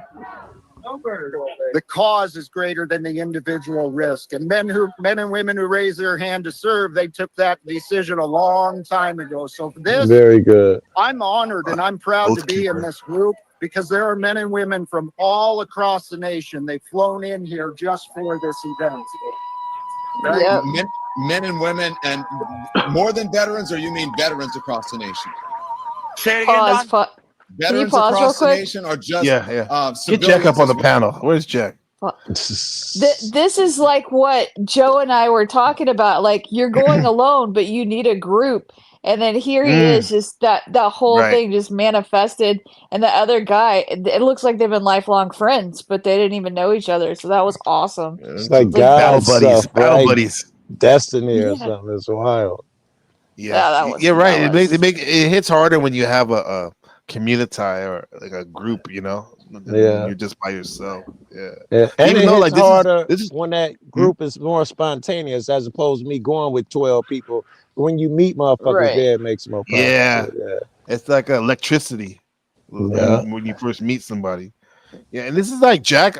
I've heard glimpses of this, but this is a very powerful presentation. I'm so proud of this fuck, bro. Yeah.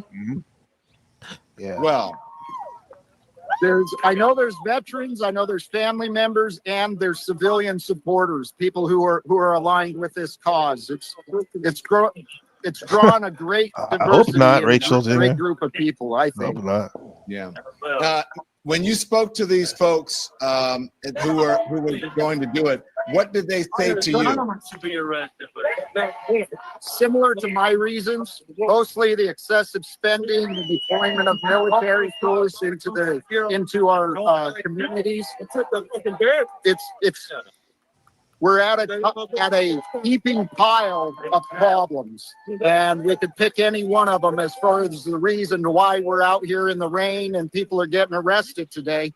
But every one of those reasons on its own is enough to be out here, in my opinion. Right on. And Jolly and Jack, what changes this? You think just the protest? What changes this? Changes what's happening right now in our country? Yeah, what's happening right now in our country, especially this disrespect of the military. Yeah, I'll let Jack answer as well, but I will say this, just going back to what I said earlier, Don, when you've lost the confidence of the veterans of this country, you are on a dark road to nowhere. Amen.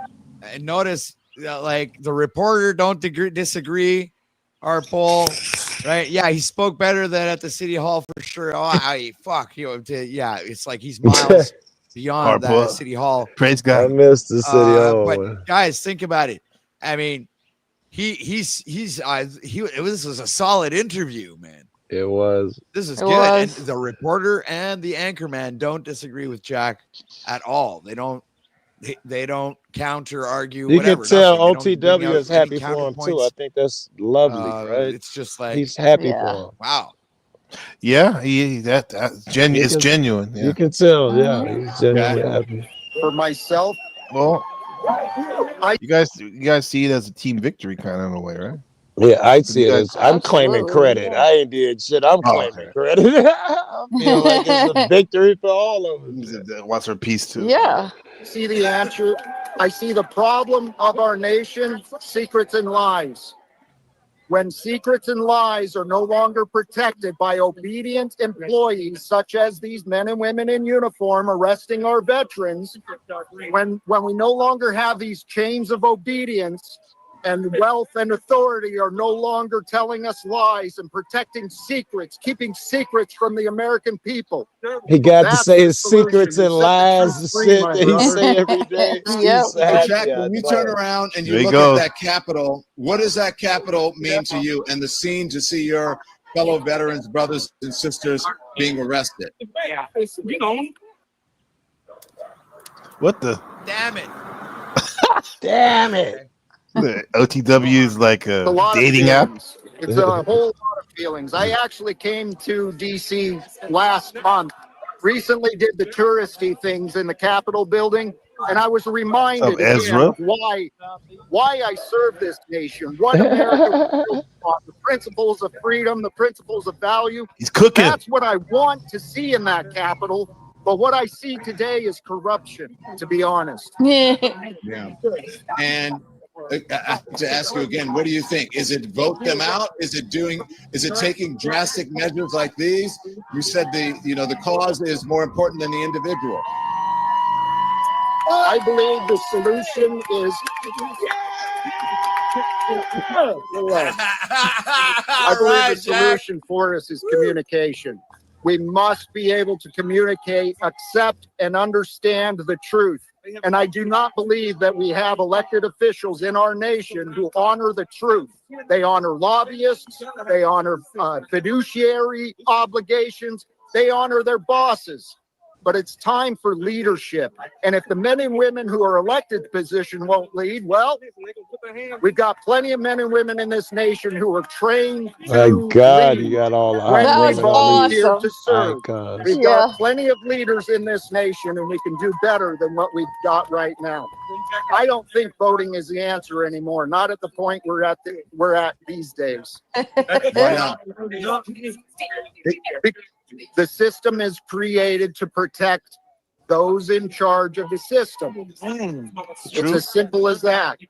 So to fix the system, we got to connect to the. I see if we can connect to the people within the system to open their minds to what they're doing. That's him wanting to talk to them. Wealth and authority. Yeah. That's him still thinking that if we can communicate, if we talk to these people in charge and open their minds, that's what he's saying. Mm-hmm. That was the best rant I've heard him go off on. That was great. I guess his panels is his dojo, right? rant. Training It for the is. That's where he's Yeah, it was. practicing and warming up. Yeah, that's what I felt good about when Joe and I went hard on him that one night, because we were like, we were trying to make sure if you get up there and you say something, you got to say it like what he just did. Yeah, you think we didn't touch? No, we all. It's tough love, man. I mean, we've done. It is. I've done the like I said, like I was defending him. Remember, Joe? I was Yeah. like, hey, Joe now, like, too hard. the last video I sent him, like was it Thursday or something like that? It's literally the title says 7 behaviors only an idiot tolerates. And I sent it to him, man, because I was like, we've been pissed off about like how people have been disrespecting him. Yes, and changing you the know what I energy mean? of his panel and shit like that. Yeah, Exactly. Can come change the energy. Yeah.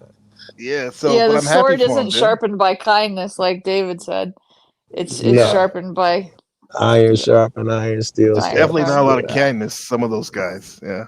American supremacy. That's what Donald Trump has in his head. He thinks American supremacy is what he is, wealth and authority. But what's truly American, what's truly honorable is the truth. Men and women who care about the truth, men and women who speak the truth, even when there's consequences.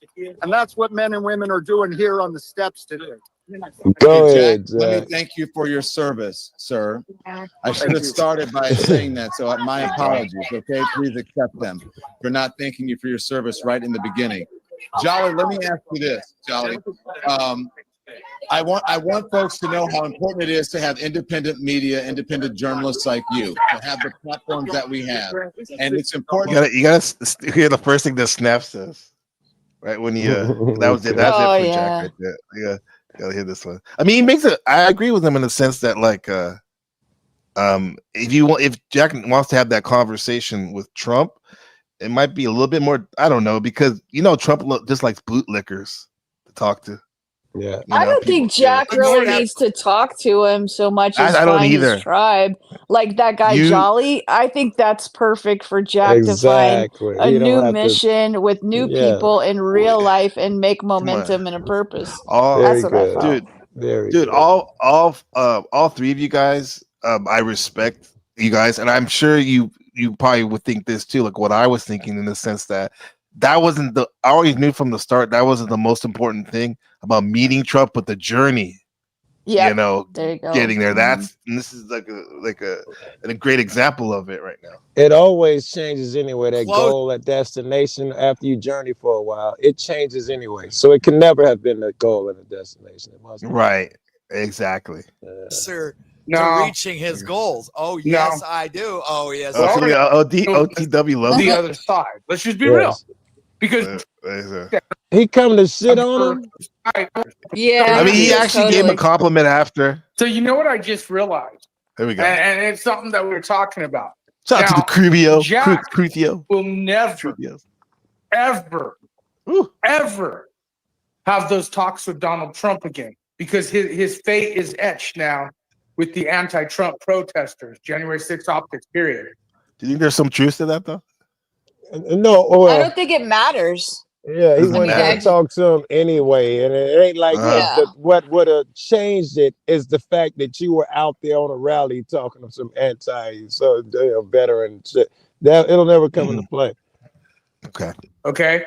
So from now on, Jack's image, okay, let's just put it right, because Trump will, if he does watch this, for all you guys watching this. So when Jack says, "Oh, I want to talk to Trump, I want to talk to Trump," just remember he has now etched himself with anti-Trump protesting, like big time ones, like the pogos that I talk about. He has ruined that chance to ever have probably contact with most of the Republican Party at this point now. Because he's so famous from this one interview. He's so famous from this one interview that he's blown all his chances. Every Republican now would know who he is and not talk to him. What the fuck? Yeah. No. I'm creator. You never know. Yeah, exactly. Now he actually has a light on him, a bigger light. So, you got to take a risk, man. That's what I think he needed. I think he needed to find these other veterans, like how I was pressing him before he went up there. I was like, what group are you going with? Because by yourself, you're not going to get anywhere. But if you find the group that you're supposed to be with in real life, I don't think it matters if you meet the president or not. I don't really think that's the relevant point. I think you're 1,000% right. This is the energy. This will revitalize him. And it could take him on an entire different path, which I'd be happy with. Right, because you know what he did, because if you listen to his broadcast, like I wouldn't necessarily say he was a fan of Trump, but he certainly didn't really throw him under the bus, really. Yeah. And here he actually took a stand, because people don't like fence sitters so much, right? I won't say they don't like them, but they don't stand out as much as someone who takes a stand. I agree. Regardless of what it is. Yeah. Also, what cat do you think Jack would be? I'm taking credit for that too, for getting credit. Jack to hate Trump. Calico. I'm taking that credit too. There you go, Joe. If Jack was a cat, what type of cat would he be? A cool cat. Cool cat. Yeah. Garfield. He's cool. Let's see. What kind of cat would Jack be? He would be. There was Bill the cat. Do you know who that is? Bill the cat. No. Yeah. No. Google him. Find an image and show Bill the cat. I know what Joe Cool would be. He'd be Felix the cat. Felix is cool. Bill the cat or Bob the cat? Bill the cat. Is it? I think it's Bill the cat. Yeah. Bill. And when you see a picture of him, he was the most hopeless, worthless looking, mangled cat in the world. Oh God! Like no one loved him. Does Jack really have cats? Wait here. Yeah, Jack had a cat or cats. Yeah. Calicos or feral males. That guy right there? That is not him. He's there he is. It's ugly, man. You say that's Jack? It's not Jack. Oh God. Joe, you're mean. Joe, that's different place called Loon County. This is Jack. Who was confused by he's nearly just like a everything stray anyway. with wild hair. This big family certainly seemed to like cats. Life suddenly became pretty worshipped, easy though. for Bill. Plenty of something huge. That is. He had suddenly changed. That's ugly. That's like Garfield that has mange. Right. Feline leukemia. He always looked like he came in out the rain or something to me. That's struggle cat. And I think he met a tragic end too. I think something bad happened to him. Responsibility of delivering the hero to where he belonged. He died. But where was that? Looking carefully, they discovered the ugliest cat. Return to Mr. Biggles. That night, the great Mr. Bigglesworth? wanderer Opus, Mr. Bigglesworth, yeah, there you go. Life, looked up to see something that you What? just don't see up there. Mr. Bigglesworth. Holy crap! What's wrong with this cat? What the fuck is that? What the fuck is that? A fucking cat? You Hey, don't fucking look at me like that. That's a weird looking fucking cat. That scare me too. Is that Michael Rappaport talking? That's almost as funny as the way the cat I know, looks when he's right? scared. I know, That's just right? hilarious. Listen to this. What the fuck is that? What the fuck is that? A fucking cat? Hey, don't fucking look at me like that. That's a weird looking fucking cat. Mom! Yo, there's a stray cat outside. I don't want to start in a fight with Lucy. Oh, Lucy, shit. it's okay. It's okay, Lucy. Don't worry about it. Man, that's a real cat. Ma, there's a weird fucking stray cat outside. Bro, this cat is mangy, man. Look. I The thought it fact was like that a he's paper calling his mache or ma is something. cracking me up, though. It's freaking him out. It looks like That's not real. That is not real. grandma. It hasn't blinked. Look at the underbite. Oh, it's real. Holy shit! Looks like grandma. Did you see grandma? You I see it did. move. I It was moved. laughing. I didn't see Looks it, but like I think it grandma, was the real. fucking thing. Hey, get the fuck out of here. I don't even know if that's a fucking cat. Blink, Holy motherfucker. Holy crap! That has to be like. That was scary too. That has to be like some Borat country or something. Some weird. He's just staring at this cat, man. Ma, there's a weird fucking straight cat outside. It looks like grandma, the fucking thing.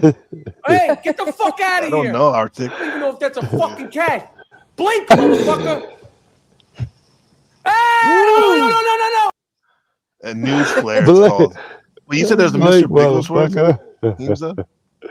Yeah, Mr. Bigglesworth scary. Hello, everyone. This is your daily dose of internet. This That's is not him? Wilfred the cat. This There's is Wilfred. Oh, Look at that mouth. absolutely nothing wrong with him. He's just a little ugly.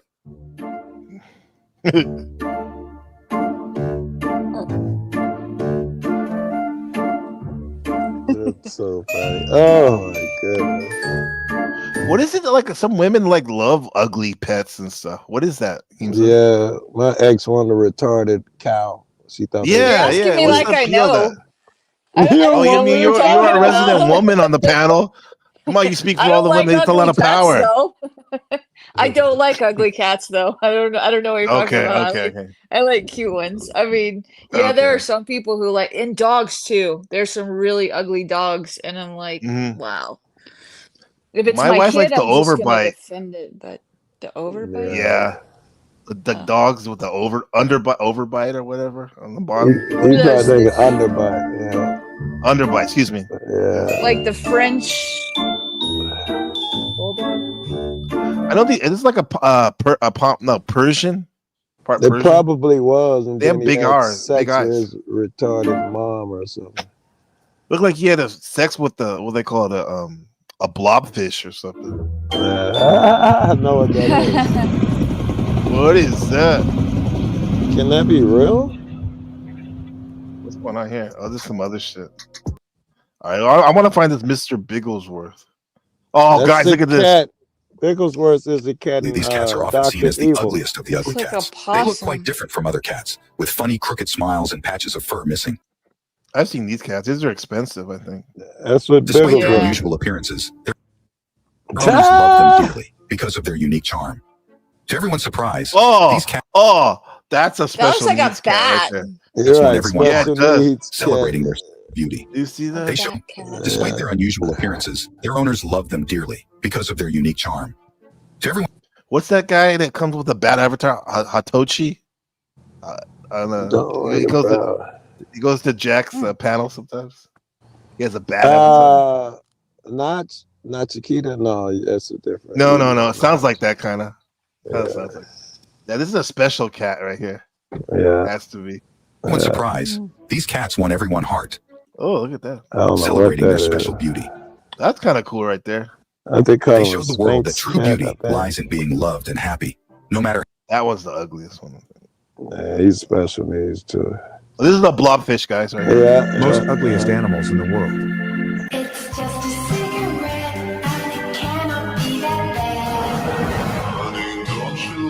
Condor. Okay, eats flesh.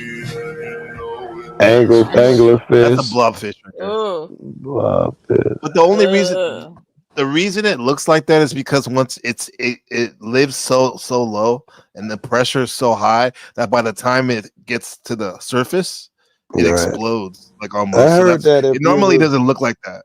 I heard that too. If he found in his own environment, it wouldn't look like that. Yeah, it's either way. Mr. Bigglesworth, huh? All right, I'm finna take my ass home. I ain't The been home all scarier, the day. more I'll hop fashionable. back on if you still up here, man. All right, Joe, man. All Good right, work, guys. man. Thank you Yeah, much. good Good catching up with you. Good going today. I had some other friends up there. Yeah. Oh, you did have some people over there? It didn't. Not in Chicago, didn't- but yeah. It didn't look like in terms of the actual because the people in New York in Washington are protesting the Trump military birthday parade, right? Well, all the ones that I was seeing were it said no king. It was like no king protest, like. So that's probably the birthday because Trump did his little birthday thing, right?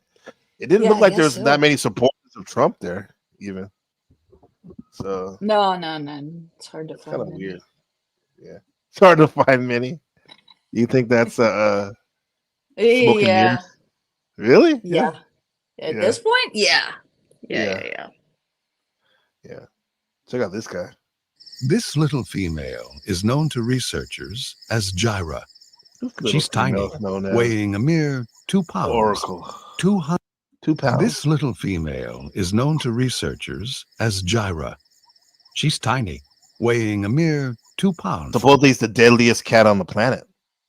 And it's only 2 pounds? She'd be almost impossible. I guess this is like, the pound for pound argument, like in boxing.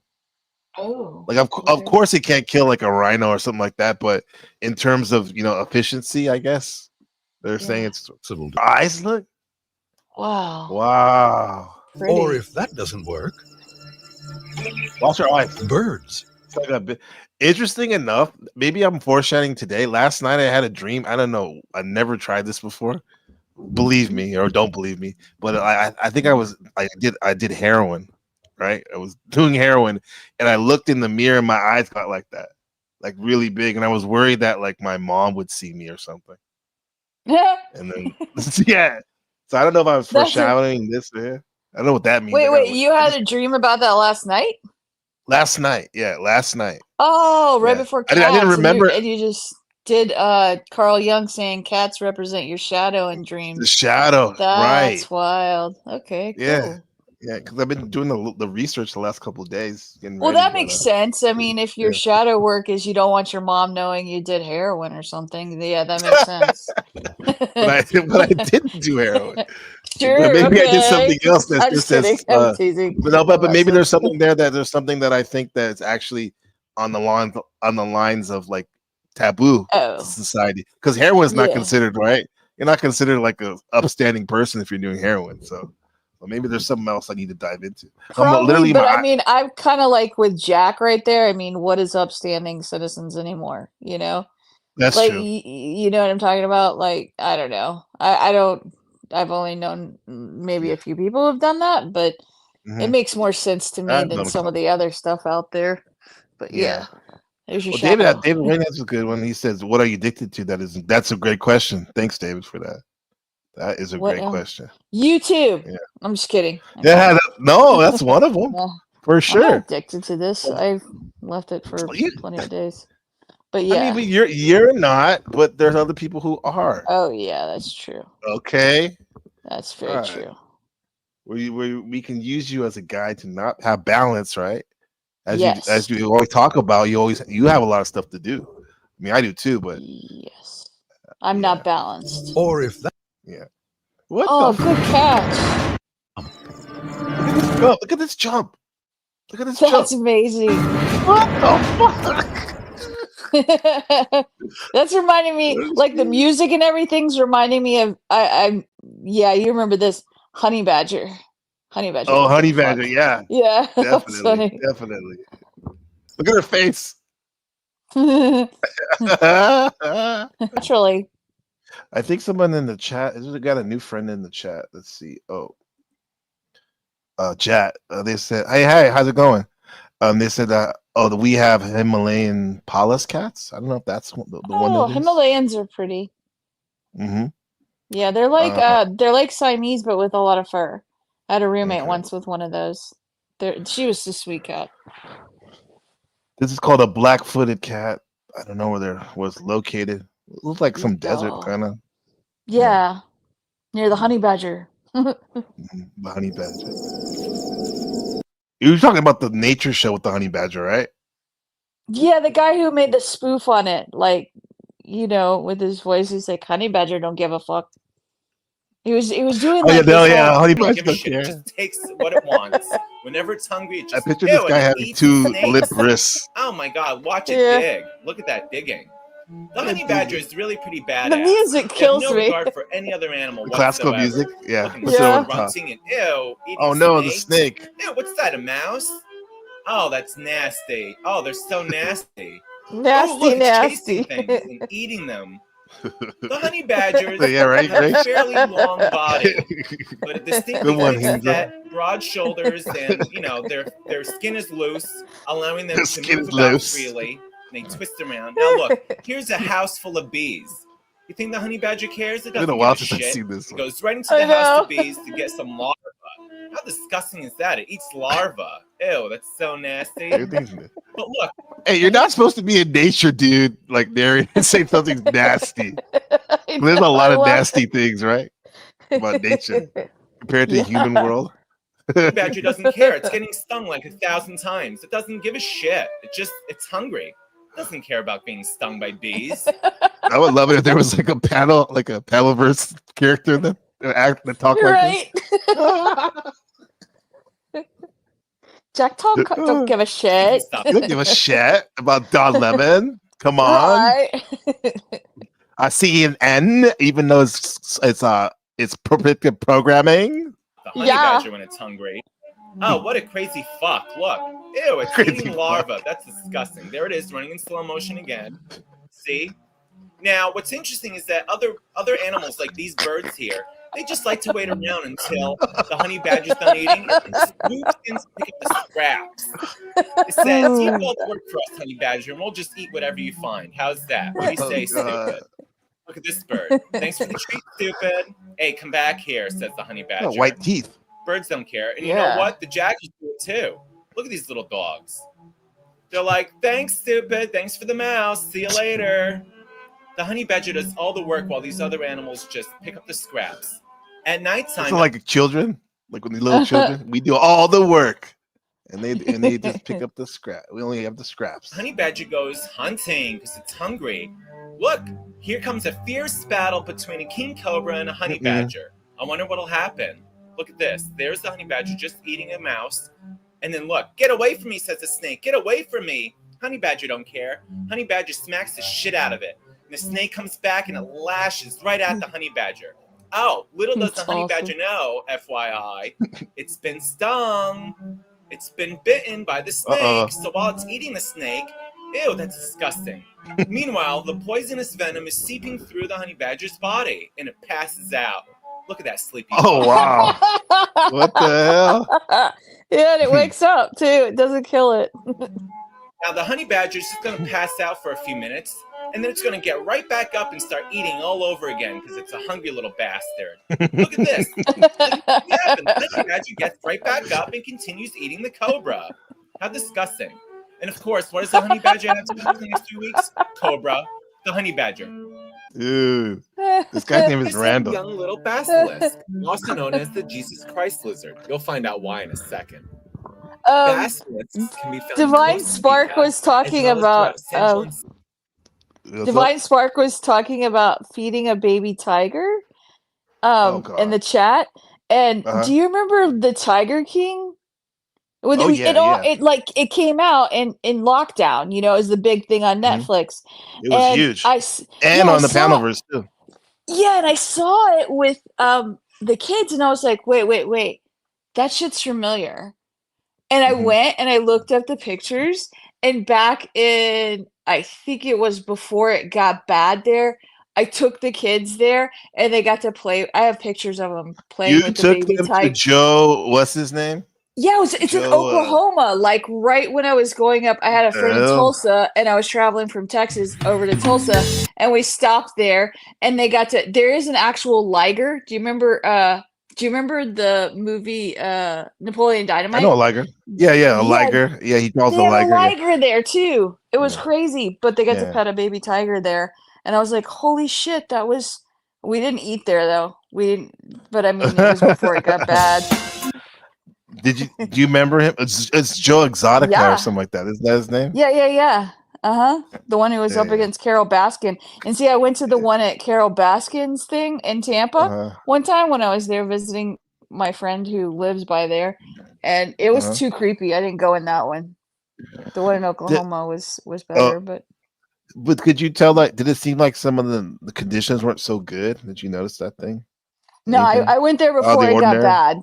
Yeah, no, I went before it got bad. It was back in like 2011, 12, or 13 before I got real. Like after I think 2015 is when it started getting freaky deaky. That's when he started doing bad stuff. He's on the pink meth, as they said. Yeah, but that guy that's in the thing that works in the shop, that person who lost their arm or whatever, we saw them in person, like at the shop. Really? There's that wild. woman that I heard that she got bit again though. Like she might have damaged her other arm too. Yeah, it's crazy. Good boy. Where's Dash's belly? There it is. You're in the life. I see your belly. I see your belly.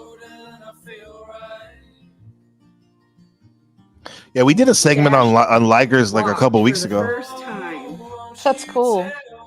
Yeah. Walking takes a lot out of a 2-week-old tiger cub. 2 weeks old. Just open his eyes. Pretty. He's becoming a little more independent, aren't you? I don't know about that music, but That's more felines. Yeah, I love it. Look at this guy. It is his very first moments outside. He does not seem to mind the snow at all. Oh. Well, the biggest cat is one of those winter ones, huh? The what do they call it? The Siberian something. Oh no, not yeah, something like that. It's Siberian tiger. Yeah, that's Siberian huge. tiger. Yeah. Dash right now is under supervised outdoor access. Keep licking the pole. I'm thinking of Christmas Story. Yeah, that's exactly what I was thinking too. You will. Tongue gets Is stuck. that your box, Mr. Dashy? Okay, it's getting big. Yeah, cats and dogs are interesting. Not like whereas a human child, it takes for a minute to see that big growth spurt, but it just goes quick. It comes quick, huh? With the cats and dogs, domesticated anyway, huh? Like when they switch over from being like a pup or a kitten to being a cat or a dog. Yeah. He's already big right there. So cute.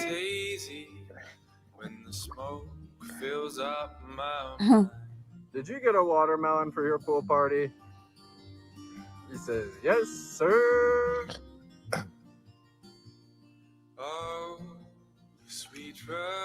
Damn.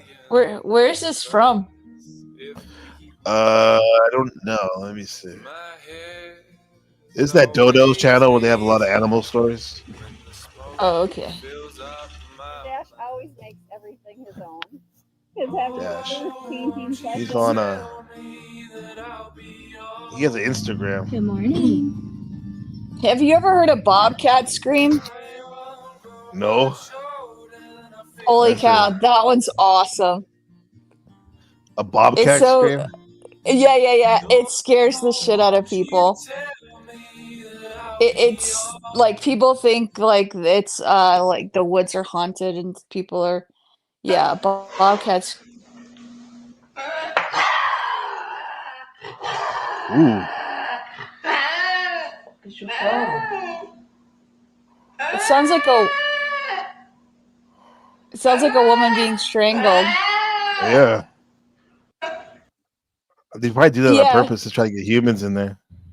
Yeah, but if people don't know what they sound like, they like think this, someone's in the woods. Yeah. There we go at night. Yeah.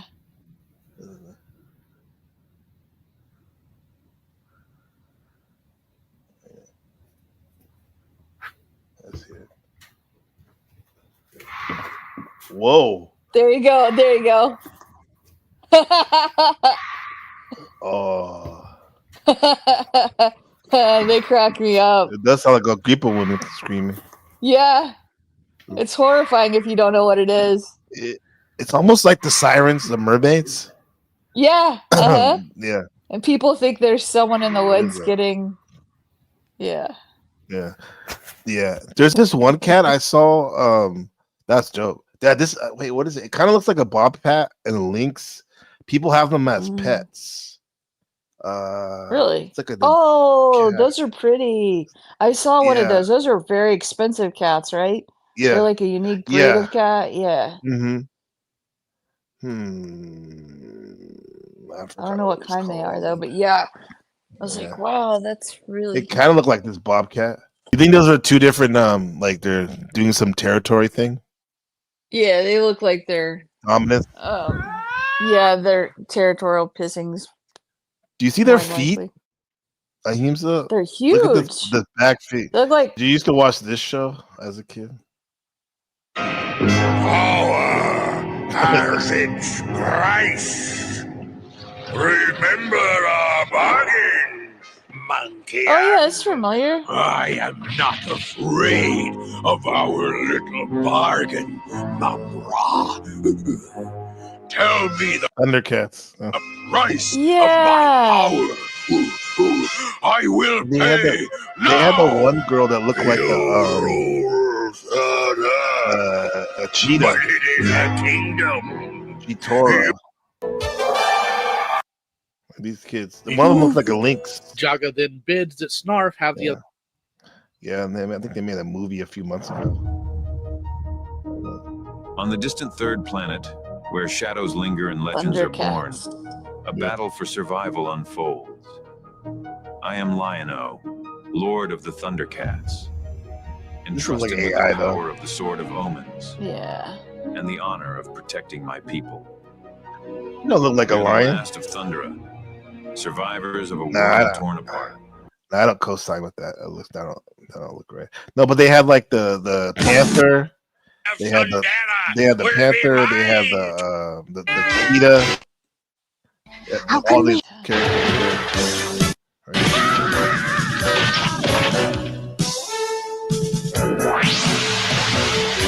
Cats! Ho! Yeah, there you go. They got the tiger right there. They got the lion, the panther, the cheetah, and then like it's that Snarf guy, that weird, like domesticated guy. He's like a lynx. Looks like. Yeah. Bobcats look kind of like lynx with their ears. I They was do. at a I remember in San Antonio, if you ever make it to San Antonio, it's got some really great US history, or not like US history, but just American history with the original Spanish missions that are there. There's 5 Yeah. of them, and like the furthest south, it's very in the woods and outside the city and stuff. Uh-huh. And yeah, there's this trail you can follow down to the San Antonio River. And I remember thinking, "Oh, that's a cute little kitty." And then I noticed its tail was different. It's very small, and I was like, "Holy Uh-huh. shit, that's a bobcat." And then I Yeah, went it's down like by the really river, big you could triangle see. ears, right? Yeah, that's what was different of a domestic, but it looks like a very big domestic cat. And then I was like, "Wow, okay." You could see the paw prints in the mud bank by the river, though, and that's when I was like, "This is a wildcat." It was a It's just bobcat or a roaming. lynx? It was a bobcat just roaming Bobcat, around. yeah. Yeah. I mean, there's tourists like everywhere hiking around. I'm like, Yeah. okay. Oh yeah, the river walk. They have that over there. I don't know that. Bobcat it's not by sightings the in river San cat, but Antonio. yeah, it's for the- Brand new There you go. photos tonight This is San Antonio. of the wildlife spotted in the city's south side. Eyewitness News reporter Henry Ramos explains why wildcats are showing up in the city. Snapshots of 2 bobcats found dead on the Oh. south side, just feet away from each other. Eyewitness Alan Hendrickson took the photos at Loop 410 We'll mess you near up for Palo sure. Alto Road. It is certainly not something you see every day. Bobcats aren't as common to see as we would a coyote. They're a lot more elusive and very secretive in nature. The wildlife, which are typically twice the size of a domestic cat, can be dangerous too. Yes, she thought I was trying to get her, and she came barreling right at me. This man is lucky to tell his story. Look at You that. see, earlier this year, Wow. he was attacked by one in Pennsylvania. And in Arizona, a 4-year-old and her family were attacked at a campsite.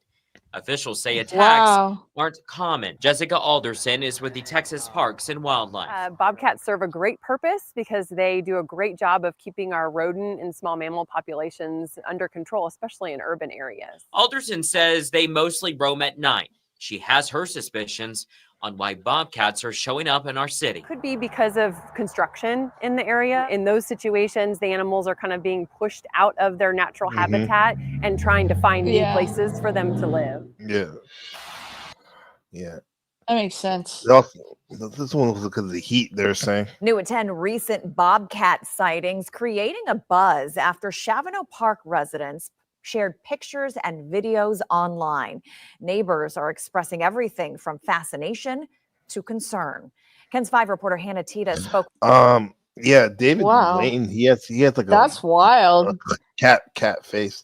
Over here where I used to live in San Mateo County, in we call it the Peninsula in Northern California. We have mountain lions. What's there? Oh, is that like a cougar? Yeah. Mountain lion, are they the same? Look at the mountain lion. Right here, look at it. Check this out, a prowler on the peninsula, a mountain lion. We have was spotted foothills there. overnight on somebody's home surveillance cameras in San Mateo.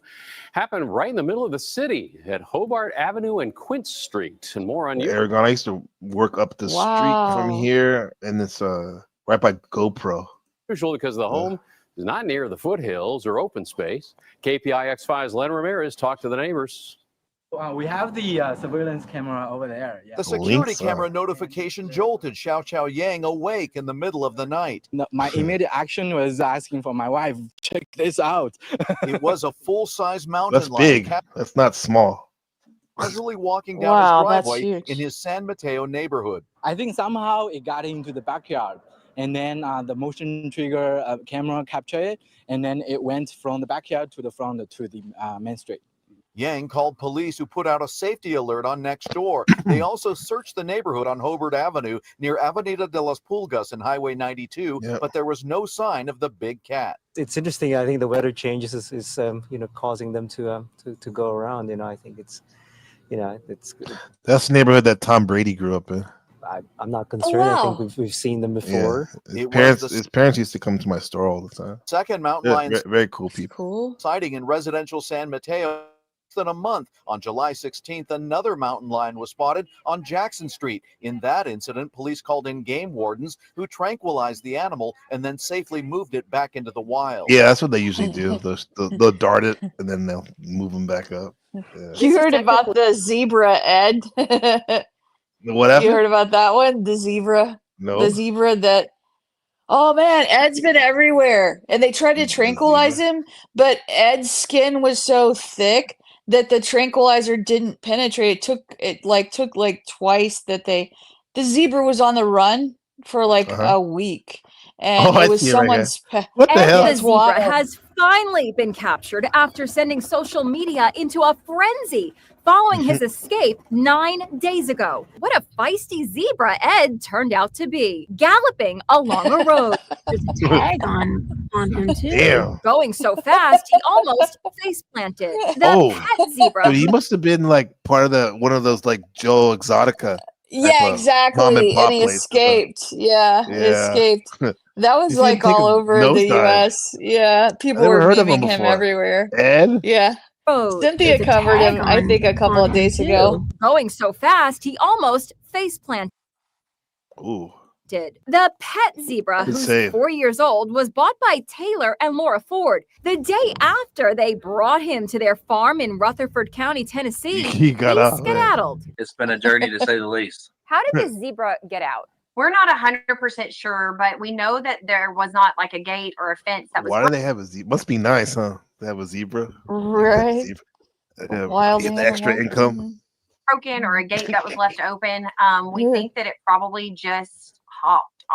Just jumped over the fence. Home surveillance tape captured Ed roaming a neighborhood. He was also spotted taking a leisurely stroll through a pasture. Our biggest concern was that we didn't want anyone to get hurt trying to look for him or for him to cause a car accident. David said he has cougars. What do you think if you saw a zebra, David, in your backyard?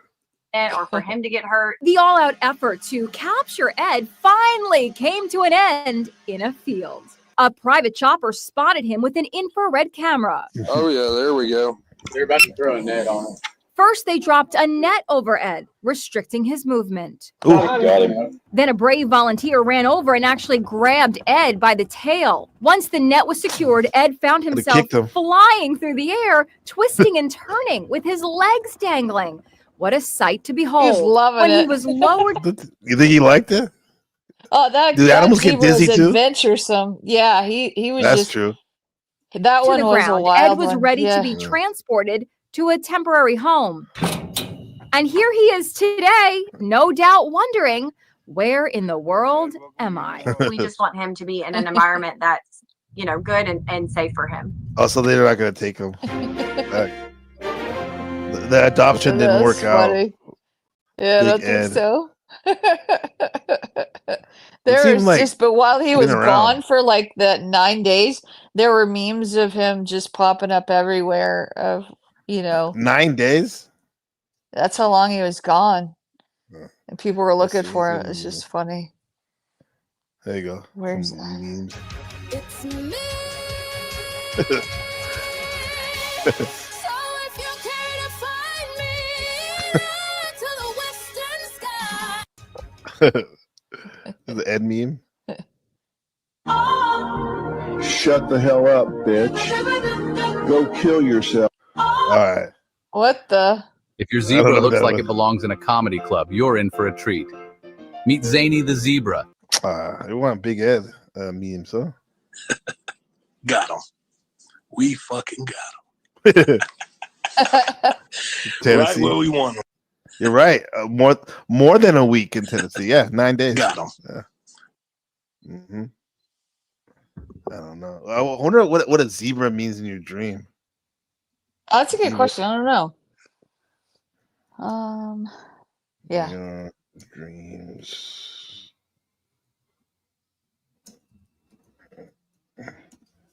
You'd have a mixed race baby. That's what it is. So.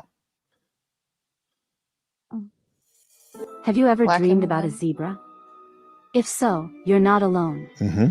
Dreaming about a zebra can signify inner conflicts and the need to find balance in your life. Mm. In psychology, the black and white stripes of the zebra could represent the integration of opposites, such as the conscious and unconscious mind. The zebra's appearance in your dream could also symbolize individuality and standing out from the crowd. Oh, I didn't think about this. Look what Yeah. Rachel says. Snaps. Well, snaps. You know, he's always talking about zebras. You know about that, right? That's true. Yeah, his logo is That a their zebra.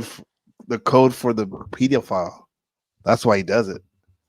Wait, what? I don't know. Yeah, anything that's what it about that. means. Because supposedly he hunts those people, right?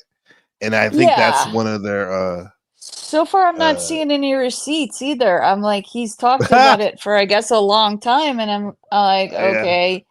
I don't know the dude. I just see a zebra thing, and I think of this Ed that escaped. You know. So it's hard for you to. You're already biased, so it's hard for you to take him seriously. I can see if you're thinking about Ed. Yeah, Anyway. all I think of, because I don't really know Snafu at all, and I keep seeing him lately on OTW and Cynthia talking to him, Yeah. and all I Well, think he's of calm is like, now. oh, that's where Ed went. You know, he's calm. No, when he meets you, one of the first things he does is call you a pedophile supporter.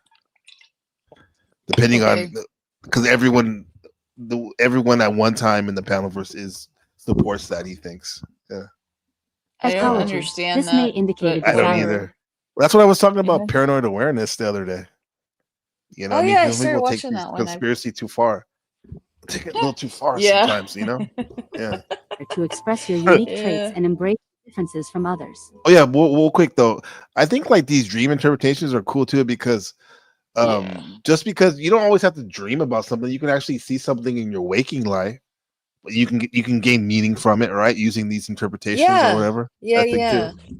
Yeah. Like animal totems with Native Americans, they mean something. Exactly. Yeah. Exactly.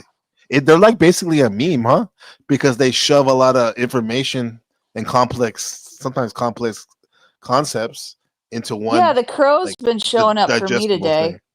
I don't know what the crow symbolizes. I forget what it symbolizes, but I gotta look that one up later on because I just had crows Divine around said me it. today. You saw What was Divine that? when she was in the beginning of the broadcast. Divine Spark 313. She said cats and crows are interdimensional beings. Oh, two? Oh, crows too?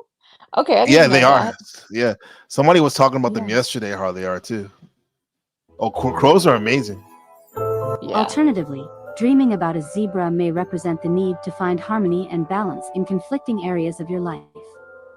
In psychology, this could reflect the struggle to reconcile opposing aspects of your personality or conflicting emotions. If the zebra in your dream is running or moving frantically, it might be a sign of inner turmoil or unrest. Well, that was Ed, right? Definitely running his heart out, huh? Is running Yeah, he or was moving cool. frantically, it might be a They said sign of crow inner is a turmoil or messenger. unrest. They're saying crows are good In omens and good psychology, messengers. this could indicate Yeah. unresolved What's up, issues Denison? or a feeling of being overwhelmed by conflicting emotions or thoughts. Blending in too, I like that. Dreaming about a zebra could also represent the balance between logic and creativity. In psychology, the zebra's black and white stripes may symbolize the integration of rational thinking and imaginative expression. That makes In sense. some cases, the zebra in your dream might symbolize the need to embrace ambiguity and navigate through uncertain situations. In psychology, this could reflect a mindset of adaptability and resilience in the face of challenges. Seeing a zebra in your dream could also signify the importance of embracing duality and finding beauty in contrasts. In psychology, this may reflect the acceptance of opposites and the recognition of their interconnectedness. Overall, the appearance of a zebra in your dream can hold various psychological meanings, such as the need for balance, the embrace of individuality, and the integration of conflicting aspects of the self. Exploring these interpretations can provide insight into your inner thoughts and emotions. Okay. I like what Yolanda's saying there. That's Yolanda, right? The Yes, pixel tea? Alana. Your T. Yeah.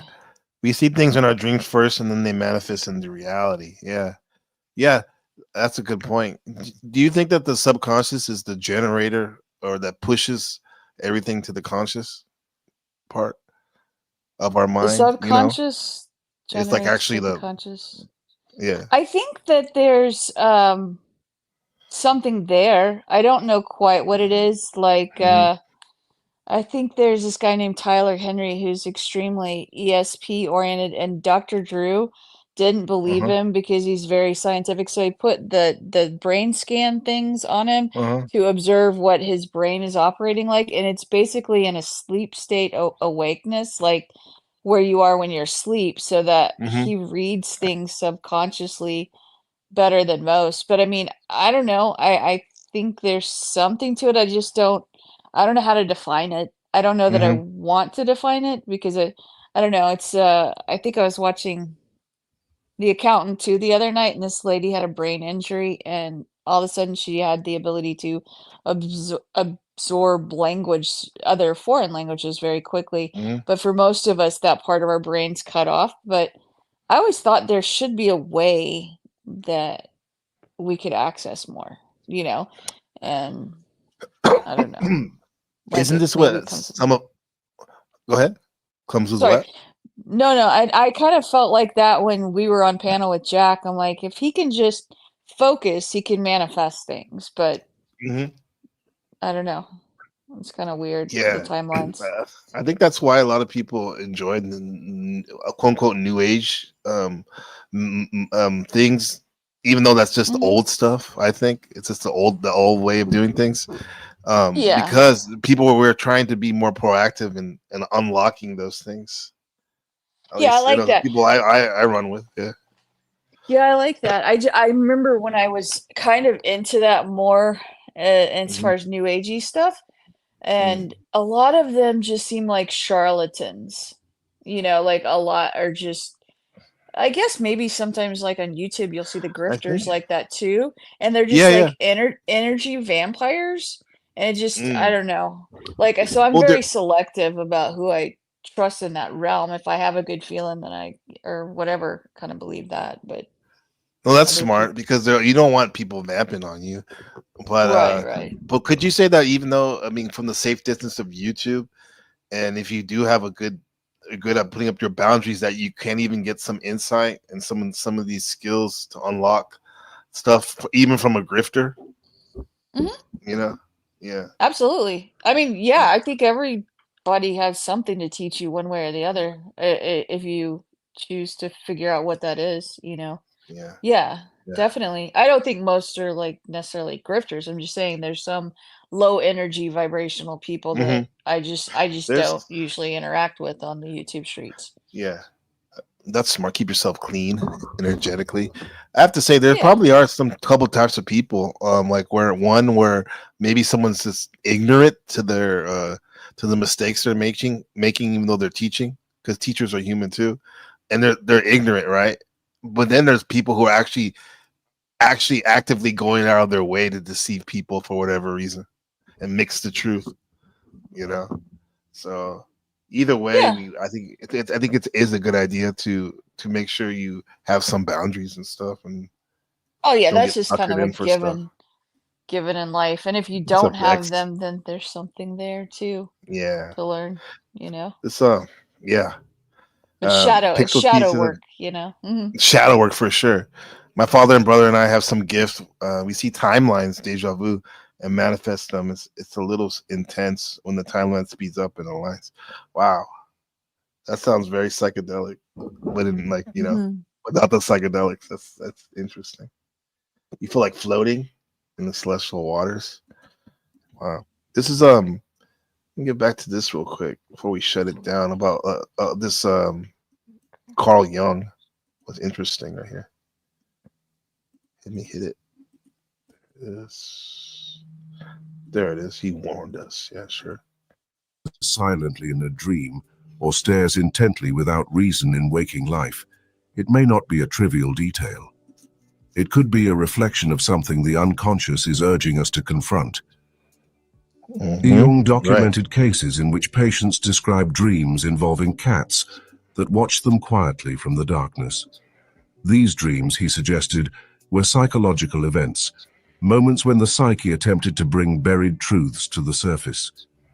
The cat's watchful gaze becomes a metaphor for self-observation, prompting us to acknowledge the emotions, instincts, or desires we've locked away. The presence of a cat in such symbolic scenarios is not merely aesthetic or cultural, it is deeply psychological, pointing us toward integration of the unseen parts of ourselves. As we move deeper into Integration of the unseen parts is it's good and all, but that seemed like it would have some birthing pains too, huh? For some folks, Yeah, it's not yeah. I all mean, like especially if you're enlightenment. Yeah, no, it's probably gonna be painful if it's actual real growth, you know? Uh-huh. Yeah, Yeah, I've experienced makes that in sense. yoga too. Like where it comes to a point when I was doing a lot of Bikram that I just got all these like, I guess it was old where you hold trauma on your body, and Mm. I was Yeah, hitting that's that, and I true. was like, holy crap! I actually felt Oh my angry gosh, after yeah. class, Yeah. like super angry, and I don't know where it came from. No, I've seen Yeah. people like that. There's a book called The Body Keeps Score, Mhm. that talks Body keeps. about That's good. this. Yeah, I had 2 or 3 friends recommend it like within a week's like a month time period. And I'm like, okay, that book's calling for me. So I read it and it Mhm. was really good, but it talks about how when there is trauma to different, parts of the body, you keep it within, and so it manifests in that way. So Yeah. yeah, there's a lot of things that I believe that Yeah. are more psychosomatic than we realize, and then I don't know, But this, medication just kind of sometimes covers it up.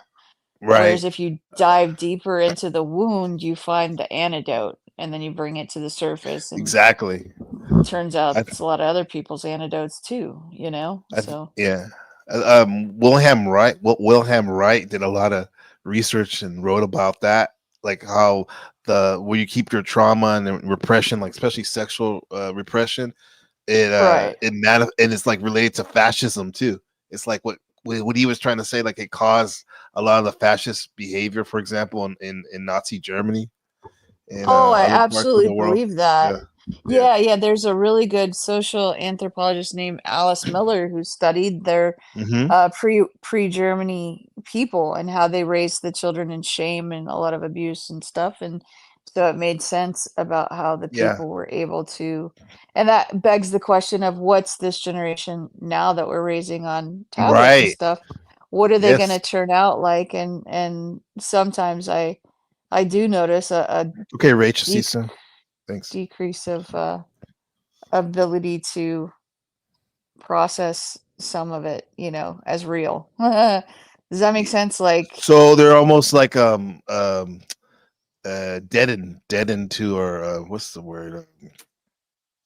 yeah, they're not easily shocked, and by that, they're Mm-hmm. not easily outraged by anything like injustice or immorality Yeah. or things like that. They're so numb to it. They're numb. That's And it. that's yeah, and that's what I was talking to one of the people who likes to do the conspiracy paranoid theories like you're talking Mm-hmm. about. I was Yeah. talking to them the other day, and they were trying to do like the P. Diddy trial and blah blah blah blah. And I'm Oh like, yeah, yeah. but the problem is the more you expose, then the higher the level is for being desensitized to that. And I Right. told them, I was like, I'm not even sure at this point looking back that I would look at what I did to expose the cover up is necessarily a good thing, because then it ups the ante of what people then become desensitized and normalized to.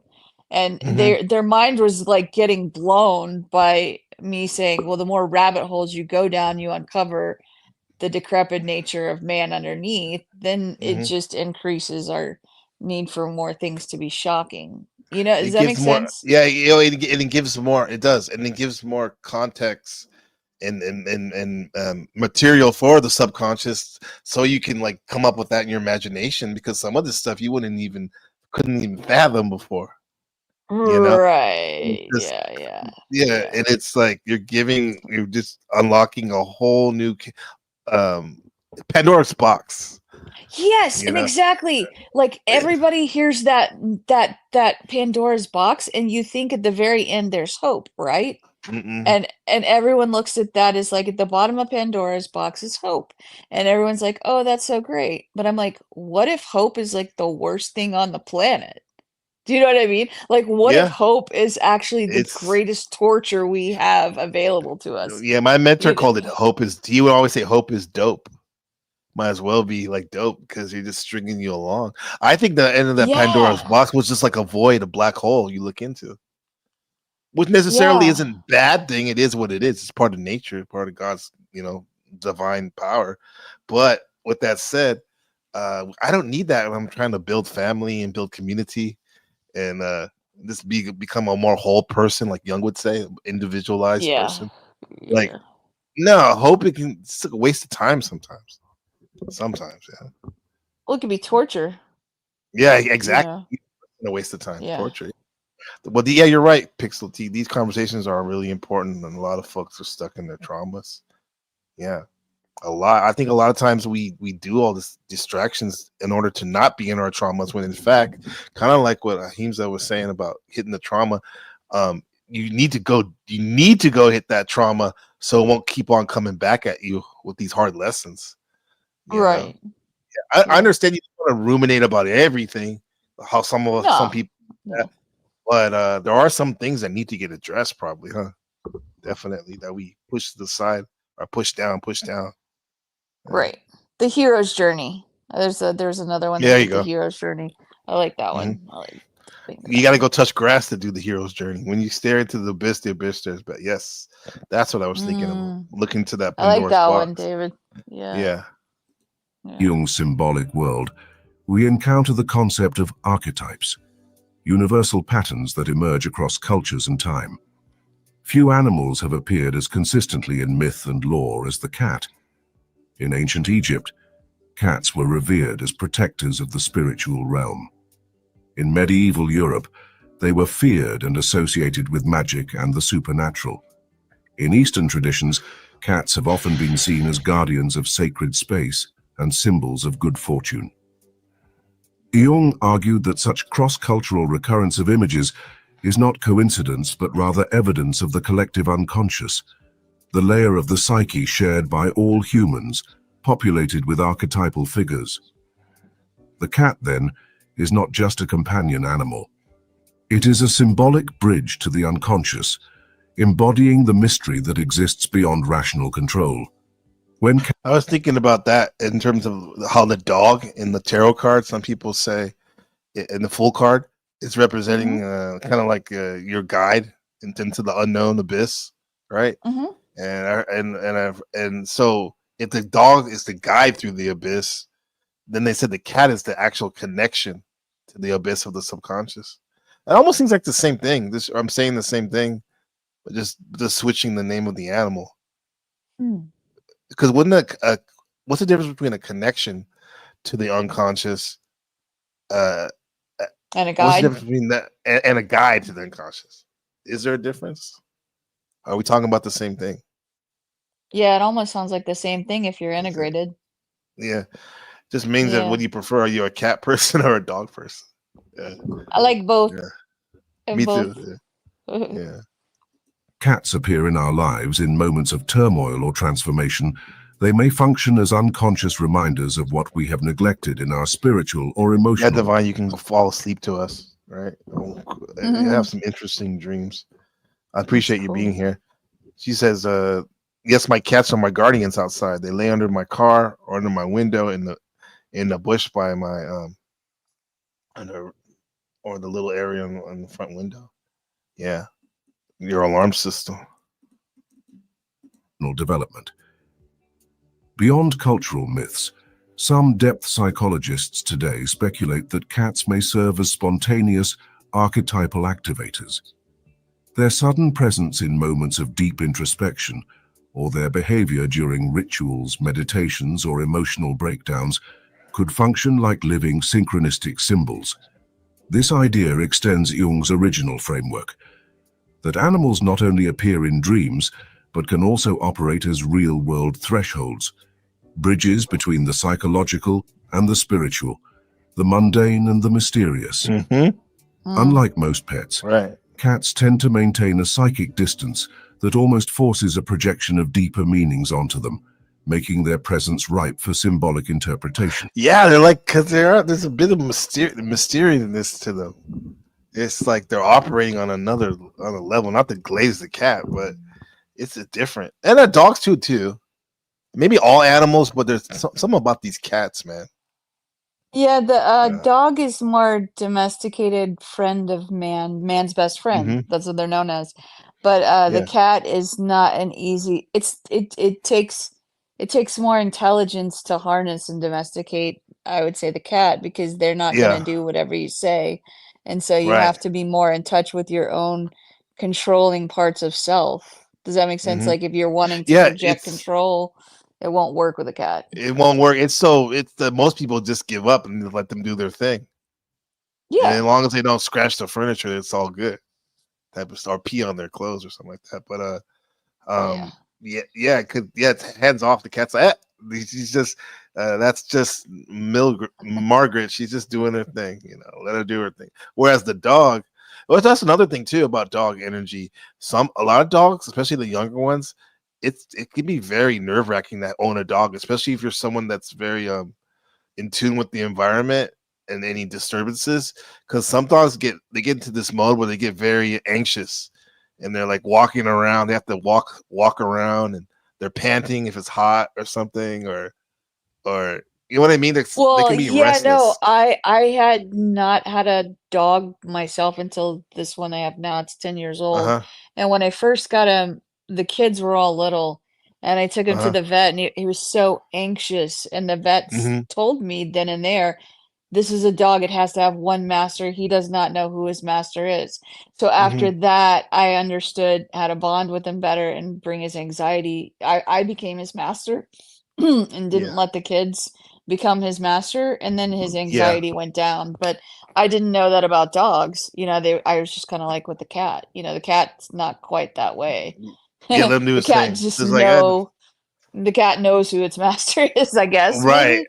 Maybe. Yeah. They gonna do. pick Whereas its a dog person. needs to be told. They almost have to go through a ritual of training some of them. being Yeah, hard that's to what I them. had to do with the kids with the dog and say, yeah, the dog has to sleep in Mhm. my room next to my bed and just become my territory for a while until he's no longer anxious. But I never had to do that with cats, so I wasn't used to that Yeah, ritual of bonding yeah, with the dog. So it was yeah. interesting. Yeah. And he's pretty chill right now. He's probably sleeping Oh right now yeah, or something. he's actually in the room sleeping. Yeah, absolutely. The cats are too. But yeah. And here comes one of the most surprising things Jung ever said about symbols like the cat.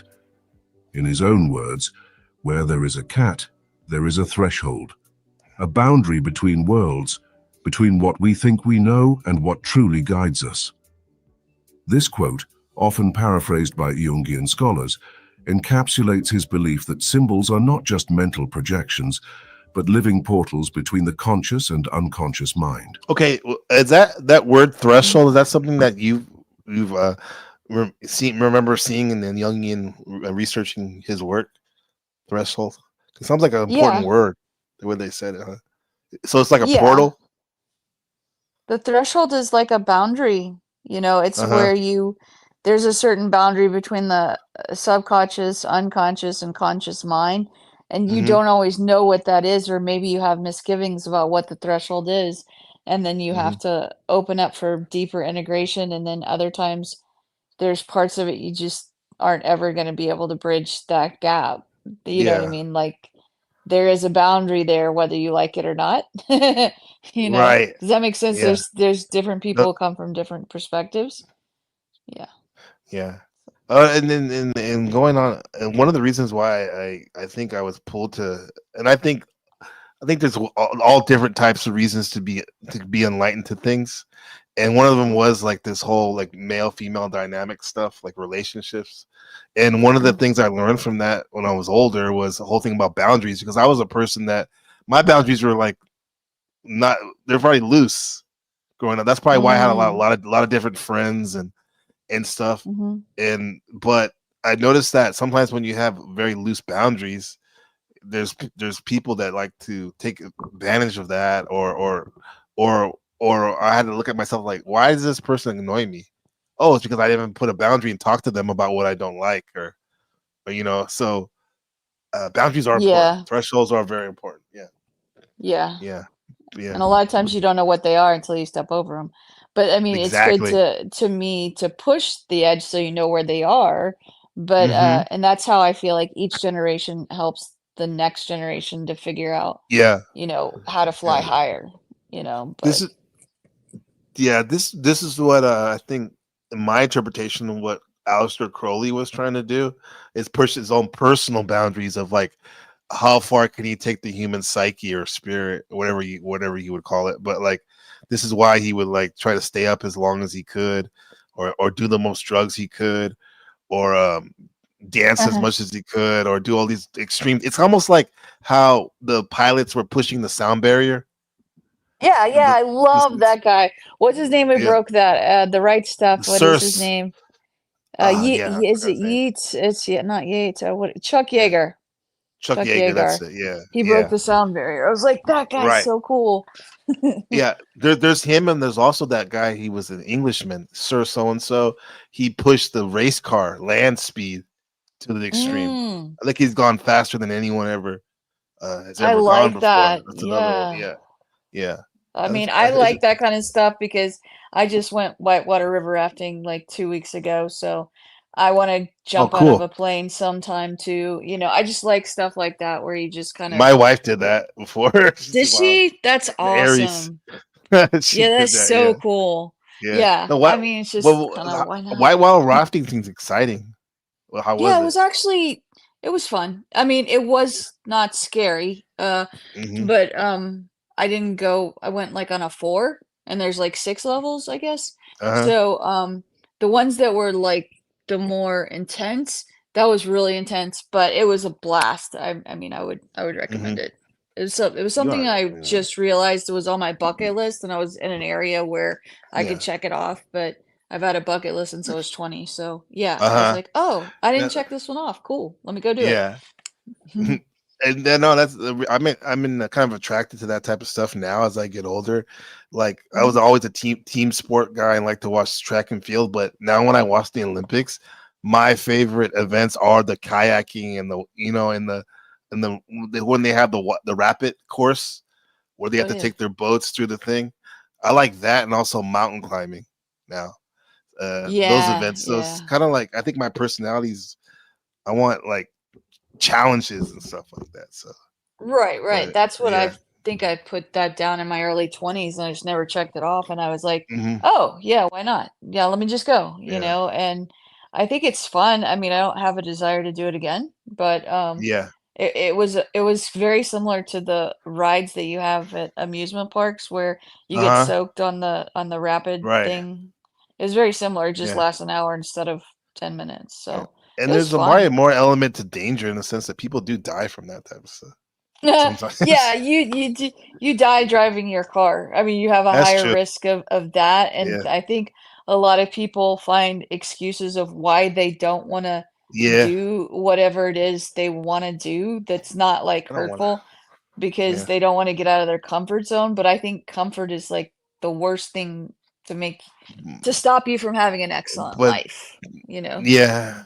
But jumping out of a plane, man, that's one thing that's Oh my not on my gosh, I bucket love list. That's that. not Yeah, it's on my totally on bucket my list. bucket list. Yeah. Uh, I'm so I'll say, did you so see the looking one guy forward that to it. survived yesterday in India? What do you mean? 244 people died on the airplane. He was the only survivor when it crashed into a building. Oh shit. Are you Yeah. serious? Yeah. That's Yeah, he was the only horrible. person. I Yep. mean, that's good for him, but that's For horrible him. guilt, like you're gonna live with so Yeah. much extreme guilt for that was like Waylon Jennings' story. He switched it with Mhm. the Big Bopper before he got on the At the airplane. very end. Yeah, and he had such survivor's guilt. And there's people like who survived the Holocaust and they just dealt with oh my gosh. Yeah, That's good for him, but it's kind of like, wow, huh? like 244 people. That's so many people. That's crazy. The lone survivor who walked away from Thursday's Look at Air him India walking. disaster Look at him walking right after that. tells Indian That's TV weird. he has no idea why he's the only one of 242 who got out alive. Emergency door is broken. Yeah. My seat is broken. Yeah. I'm not jumping. Okay. I just walk out, innit? I can't explain. It's medical, everything. Vishwash Kumar Ramesh said he was in window seat 11A, right next to the broken exit door, yet 11 transition. managed to climb through. Oh, wow. But everyone else died, including a British radio. Oh my no, not all those kids too.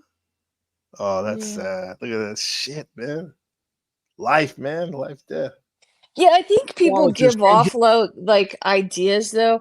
I mean, when you look back, I don't know. I think we have like a certain timeline, that Mhm. we like there's people that I've seen go out horrific ways like that where it's just a car crash, Yeah. or something. Yeah. And they did something within the week before. It was completely subconscious, but it was like a way of saying goodbye to people. Does that make sense? Like Yeah. I don't know. I feel like a lot of Well- times people know when it's time to go. I don't know. Yeah, well, this goes back to weeks ago, and I hope that your community is doing better with all the loss. But and like I've learned stuff about deleting self-deletion in the past couple of weeks that I didn't even think about before. Is that like one of the signs that someone's going to do that is like the week before or a couple of days before they start actually being positive. Yeah, no, that happened in a with good mood. that good was mood. horrible with my brother's Yeah. best friend who was like a little brother to me when he was like Mhm. 21. He did that, and like the week before he hung out with my brother, went bowling, all kinds of stuff where he was always depressed, and then all of a sudden he has all this energy and he's giving my brothers these gifts and stuff that he wanted him to keep. All So yeah. gifts. Oh, that's a Yeah, sign yeah, too. yeah. Yeah, Yeah, that's a yeah. sign too. Like giving away stuff. Yeah. It's Yeah. almost, and they start talking about the future. I've heard too, and they say, but they don't include themselves. It's almost like they want to know that the people that they love or whatever are gonna be okay. Like just, you're gonna be all right. They want to convince themselves that they'll be okay. Their friends or Yeah. family. Yeah. Yeah. That's But yeah, it's wild. It is like a M. Night Shyamalan movie, or what do they call it? Final Destination. Like with the Oh one yeah. survivor. Yeah. Yeah. Look at this family. They had no idea. They were trying to go to London. They probably were so excited. This plane Yeah, in India, I wanna they're going to see London. what I don't know about David His and family, you, who but like took you this want to see this guy like in 20 years, you know, see what he Yeah, does with his life. exactly. You know what I mean? Exactly. It's almost like we Mhm. see the scene in the private Saving Private Ryan, where Yeah. at the end, as an old man, he cried and it was like to his wife, he's like, I didn't deserve this, you know, like I hope I did enough, you know, to warrant all these losses for me to be here right now. And she's like, you did enough, because he had a big ass family, and who knows what else Oh yeah. good things he did. So yeah, Yeah, like So Schindler's List when he was at the that end, he too. said, I should Yeah. have done more, I should have done more. But Mm, yeah, I was like, wow, dude, you yeah. did so much, you He know? did so much. Yeah. Yeah. Hmm. The human wants to do more and more all the time, man. Yeah. Yeah. Dude, that soundtrack's ridiculous. That violin for Schindler's List. Ooh, Oh managed to yeah. climb through, ridiculous. but everyone else died, including a British radiologist and his Yeah, family you're who right, took David. this selfie. The Boeing 787 Dreamliner crashed So, into the so local Ahimsa, like it took off, and less Mhm. than 60 seconds later, it crashed into this dormitory, this medical school dorm. Yeah, it didn't Oh. even barely get off the ground. crashed into the local medical school's residence hall, killing roughly 30 on the ground. Oh, I didn't hear that part. And in Damn. India Wow. are devastated by this loss and grieve for those affected. Already, Indian investigators say they've recovered critical evidence, a DVR with recordings from onboard cameras which may have captured the pilot's actions on the flight deck, and the plane's black box, the cockpit voice and flight data recorders. Indian authorities have ordered Air India to inspect all of its 787s with GE engines, standard after most aviation incidents. We mentioned the video DVR system that investigators have recovered. Happy to hear you're Boeing listening, Lady offers Luck. a camera system inside the 787. It's in the cockpit, in the galley, it's in the cabin, which may let investigators see the flight control settings in the cockpit and whether a pilot might have made a mistake. U.S. No, airlines I do don't think not so. have cameras on board because pilots' unions oppose constant camera surveillance, though the NTSB has long urged U.S. carriers to install. It'll be the annoying cameras. to have a Peter, camera more on you back all to the you time. guys. Tom, we appreciate it. Thank you very much. No, but I Yeah, watched one video especially with when you're my doing like lines of coke and stuff. yeah, I mean, whenever it Okay, gets them good. through, right? I'm kidding. I'm kidding. You're not allowed to do But that you're on not. TV. No, you seen the movie with Denzel Washington, right? You saw that Yeah, movie, right? yeah. That guy was on he was on a razor, like that, and Yeah. he saved all those people. No, but Mhm. like we watched it in my class because we were doing current events, and we watched a pilot break down the video yesterday, and he was saying that you can hear when the plane goes by, like it sounded like the engine wasn't even on, right? All you think you Oh. hear is like almost like a propeller sound.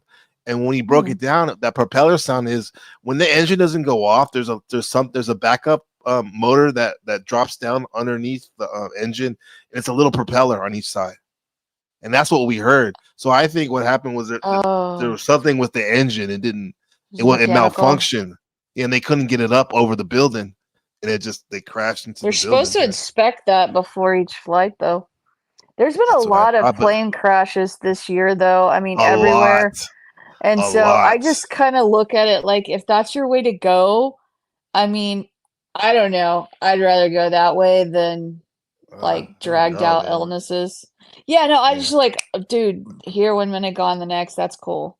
I don't know. That's just me. I think that's probably very selfish to everyone you leave behind because they don't get to see you suffer and say goodbye. But that's Yeah. just my opinion after watching so I many know- people suffer and say goodbye.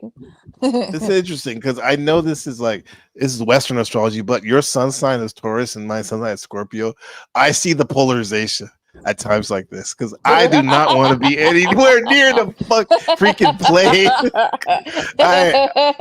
I'm like, okay, the worst would be to like live through it and be like really damaged. But I'm just like, yeah, that'd be great to go out quickly, like just jumping off a cliff or Ahimsa, yeah, that's me.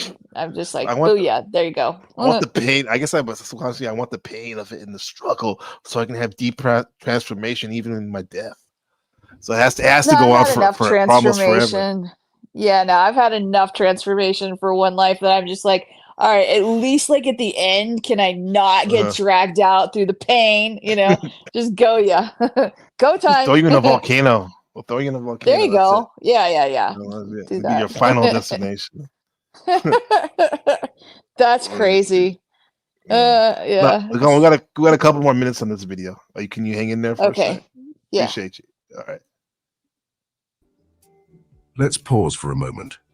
Before we go on, if this content involves symbolic Yeah. experience, Pause for a moment. If you need a donation, it's all good. Feel like you have to do it, people. ritual, sound, and connection with nature.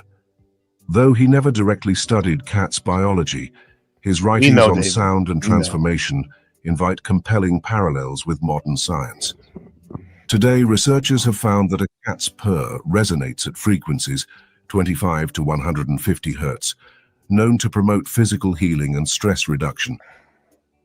In Jungian terms, the purr can be seen as a natural, instinctual ritual, a rhythm that harmonizes our inner state. Just as chanting or drumming can bring unconscious material into awareness, the cat's purr may soothe emotional wounds and foster introspection. Moreover, cats often display uncanny sensitivity to human emotion. They may linger near someone in distress, avoid areas of high tension, or behave oddly in the presence of unacknowledged grief. Dogs do that too, but that purring though, that's very unique. It is a Yeah, I like that. It's purring, very huh? meditative, like what are you saying with Mhm. chanting and drums and like Yeah. yeah, almost like what we talked about before about a sound. Did we talk about that sound baths? Yeah, we talked about that once. Yeah, we talked about Yeah, that before. I think that's really cool because it does change the vibrational frequency of things, and I feel like that with the cat and like the Mhm. purring. It Mhm. just there's something very calming about it. Like, Yeah. I don't know, like the ocean. You hear the ocean, Well, it's yeah, very soothing. this reality that we're living in now, getting into simulation theory or whatever, mind simulation theory. I think there is sound is a big way we experience this. Maybe it's the backbone of this. What does the Bible say? There was sound first, right?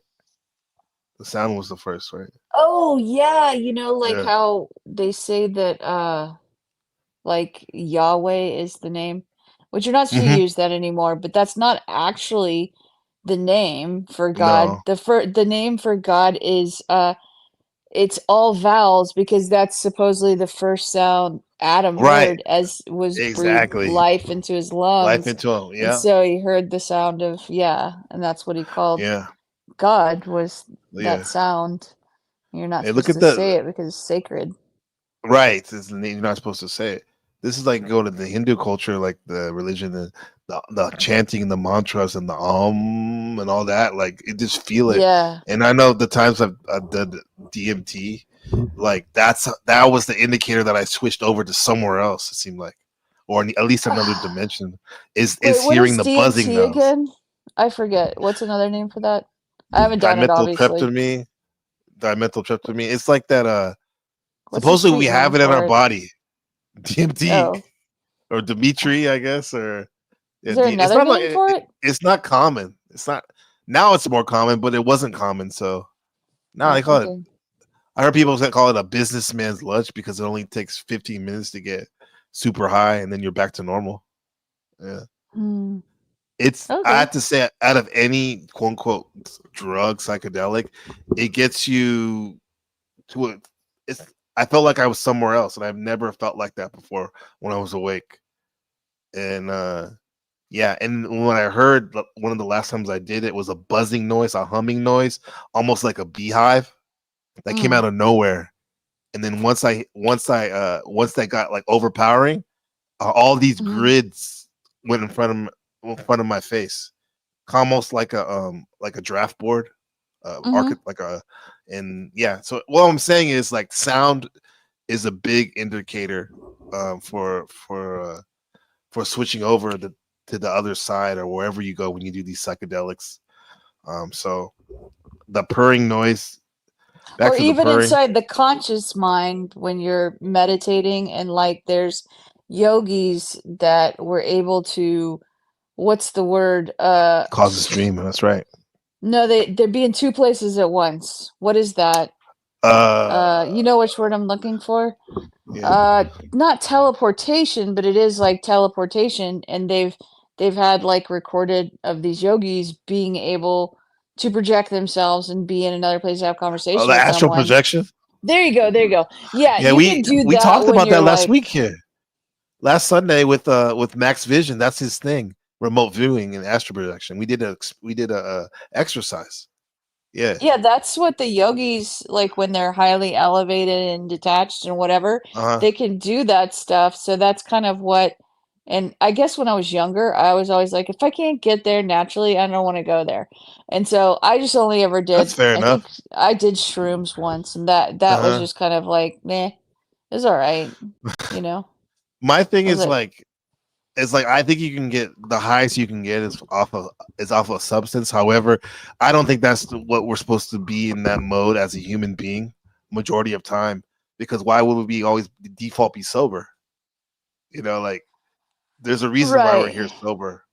But I also But you think that there's more inside of us than we've tapped into that's more maybe like Eastern meditation that you probably can get to similar places natty. as drugs that take longer with training and discipline. But that's kind of what my instinct told me when I was younger. Like, if I can't get there naturally, then it's not my trip to go down right Yeah. now. But I don't judge people who do that. I'm just saying it always felt like a shortcut. I'm like, there's a longer way, but I don't know. Right. It's probably more Eastern. It's more No, and then there's people, then there's whole people that like they try to combine both. What they learn from meditation and astral projection and do it with their drugs, with their psychedelics. Yeah. But nah, I think there is a way to do it. Because the people I've come across that actually done a lot of psychedelics, they realize that I mean that's cool. You can get super high, go places. However, you're kind of like at the whims of whatever you're dealing with. Whereas when you're doing these things off the natty, like you said, it may take more practice and more reps and stuff. But there's a little bit more. You're more present when Oh, you're okay. Yeah. yeah. Yeah, Or that's something very like that. true. Yeah, like that. Yeah. And so, yeah, that makes yeah, it makes sense that people would For want an Jung, this altered would state. likely signify that the cat is tuned into the archetypal field, acting almost as an intuitive guide. Well, yeah, DMT is natural. You're right, David Wayne. We do produce it allegedly in our brain out of our pineal gland. It causes us to dream when you die, allegedly, quote unquote, die. You get a flush of it, and maybe that's how your spirit transitions. However, it's natural, but you also can make it out of stuff like tree bark. And people smoke it. Silently aligning with the deeper Probably emotional know that, layers though, of Dave. our being. Perhaps the most profound idea in Jungian psychology is that of individuation, Or you can the lick a lifelong toad in process of Australia. becoming whole. This involves integrating every part That's of the funny. psyche, including the shadow, and connecting with one's deeper self. In this journey, symbols become our signposts, and few are as persistent and mysterious as the cat. When a cat appears in your life consistently, especially during times of personal upheaval, Jung might urge you not to dismiss its presence. He would recommend journaling these encounters, noting emotional states, dream content, and behavioral shifts in the animal. These seemingly mundane details can reveal deep symbolic messages about what your unconscious is trying to express. In the last 6 months, I've had to move a couple cats off the street that died. Oh, Because I didn't want to keep getting run over, like disrespected, because we have a lot of that's very motorcycles and sweet. stuff. Yeah. Yeah. Because I would interact with cats more. It's just that a lot of times when I go outside, I have my dogs, and that's not a good match with my dogs. So Right, the cats I right. do Yeah. see, I kind of keep my distance, but they're cool. The cats are cool, man. Mhm. The cat becomes more than a pet. It is a companion on the path to self-realization, a guardian of thresholds, and a silent witness to your transformation. Treating the cat with symbolic respect, as Jung suggested we do with all archetypes, can open us to Sure its you would do deeper the same role in thing. our personal mythology. Allow its gaze, its silence, its intuition to teach you. Let it become part of your own psychological ritual. Carl Jung believed that everything in life carries meaning, especially those things that show up again and again. In the case of cats, their recurring presence across dreams, myths, and daily life is not trivial. It is a mirror, a message from the unconscious waiting to be heard. So the next time your cat sits quietly beside you, watching or reacts to something invisible to your eyes, take a moment. What is it sensing? What part of your inner world is asking to be seen? If you found value in this So, reflection, okay. let us know in the comments below. So I have to say, I don't have a cat with me, and I wish I had a friend with a cat right now. I can go see him. But just I think the fact that we're doing a stream on it is the fact in my narrative saying that okay, you're at some type of threshold right here. You know, especially That's that I cool. don't have one. Yeah, yeah. Because every time I see that cat, it's almost like a teacher in your avatar. I love it's. Oh, thanks. That's Gonzo. Yeah, Conzo. Yeah, the other one's Gonzo, named yeah. Josie. The mama cat is Okay. Josie. Yeah, but Gonzo's a little bit longer hair. He's Yeah. sweet. It takes a lot more to make him purr, but yeah, Mm-hmm. he's got the pretty eyes. But yeah. Yeah. Yeah. Yeah, I've enjoyed the Yeah. stream. I mean, I Yeah, it's been feel fun. like, yeah, it's very, I hadn't really looked at it through the Jungian perspective before of thresholds and such, you know. Yeah. I think in general, animals in general, I had the epiphany like I'm gonna do more of these broadcasts because one, you know, for Ben, it's like more. Even though he'll probably be older if he does watch this channel, Mhm. I don't know. Something about animals is that everyone can enjoy. You know, I love learning about them and all that Yeah, you stuff. could even do a show on like various, like we were talking earlier, like animal Mhm. totems and stuff. Because Yeah, it's a yeah, good one. like crows, messengers, Yeah, that's pretty that's cool. a really good one. Someone Yeah. told me my animal totem is the hawk. I think that's what showed up for me. And it makes Uh-huh. sense. I like the That hawk, does but make sense. Mine's the yeah, eagle. I like the eagle. That's Uh, one of my best friends. Yeah, yeah, yeah. that's really cool. Yeah, if you ever have any ideas too, just shoot them to me because like that's my thing. Whatever we talk about, I Yeah. just want to relate it to psychology or you know stuff like that. You know, the mind or spirit. Like yeah, Yeah, I enjoy these conversations. It's very Mhm. transformative. I feel lighter and enlightened after each one. That's pretty cool. And That's I awesome. That's especially like good. the cat one. Thank you. Yeah, yeah, no problem. No, thank you, Ahimsa. We appreciate you. I appreciate you. You're a good. You're Oh becoming yeah. a good friend. Appreciate you. Yes, it's great. Thank Yeah, you. yeah, Yeah, yeah.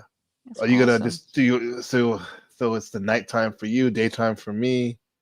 Mhm. Probably just gonna. Oh, I know what I gotta do. I gotta do grades, which is Oh, good that's because once I fun. finish, no, but it's good because once I finish, even though I have 2 weeks left, I can Mhm. officially go on vacation in my mind. Oh, that's great. Hey, Good. also Yeah. happy Father's Day. Oh, thank you, thank you, thank you. Yeah, Appreciate it's that. Yeah, awesome. it is Yeah. Father's Day. Yeah, That's fair. yeah, So, sorry, I almost forgot. But yeah, that's yeah. great. I hope you enjoy. Have you enjoyed your day? Or you're about to enjoy your day? Yeah, yeah, it's been great. Yeah, I'm gonna go sit. Yeah. I'm gonna go downstairs and see the fam. So yeah, Awesome. it's great. Yeah, it could be great. Thanks for that. Yeah. Yeah, Yeah. Hope all the yeah, other dads listening have a great Father's Day too. yeah. David Wayne's in That's there. awesome. He's a dad. He's a Awesome. father. Yeah, Happy and all Father's the Day. moms had to do the double duty. Yeah, Mhm.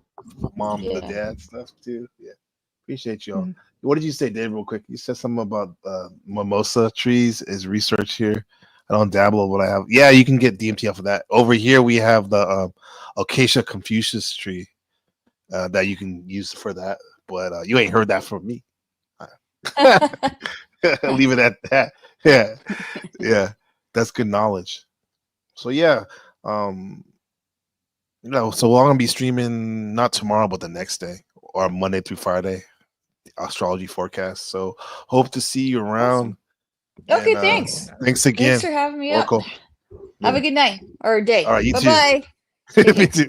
Sleep Bye-bye. easy, okay? Bye. You too. Thanks. All right, Jack Telcott, #1. Yeah.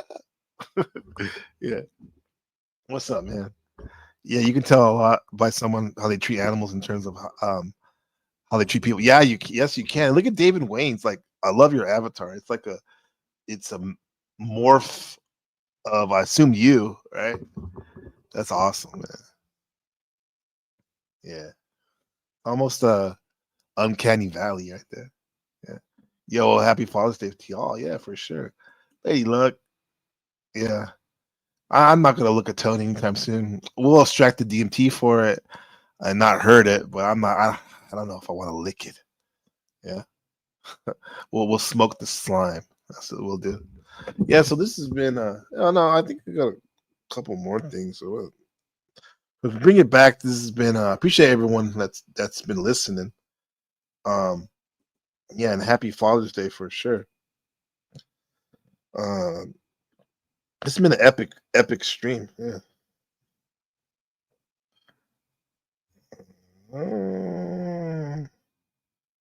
Oh damn, it's 12:30. Need to read my messages more.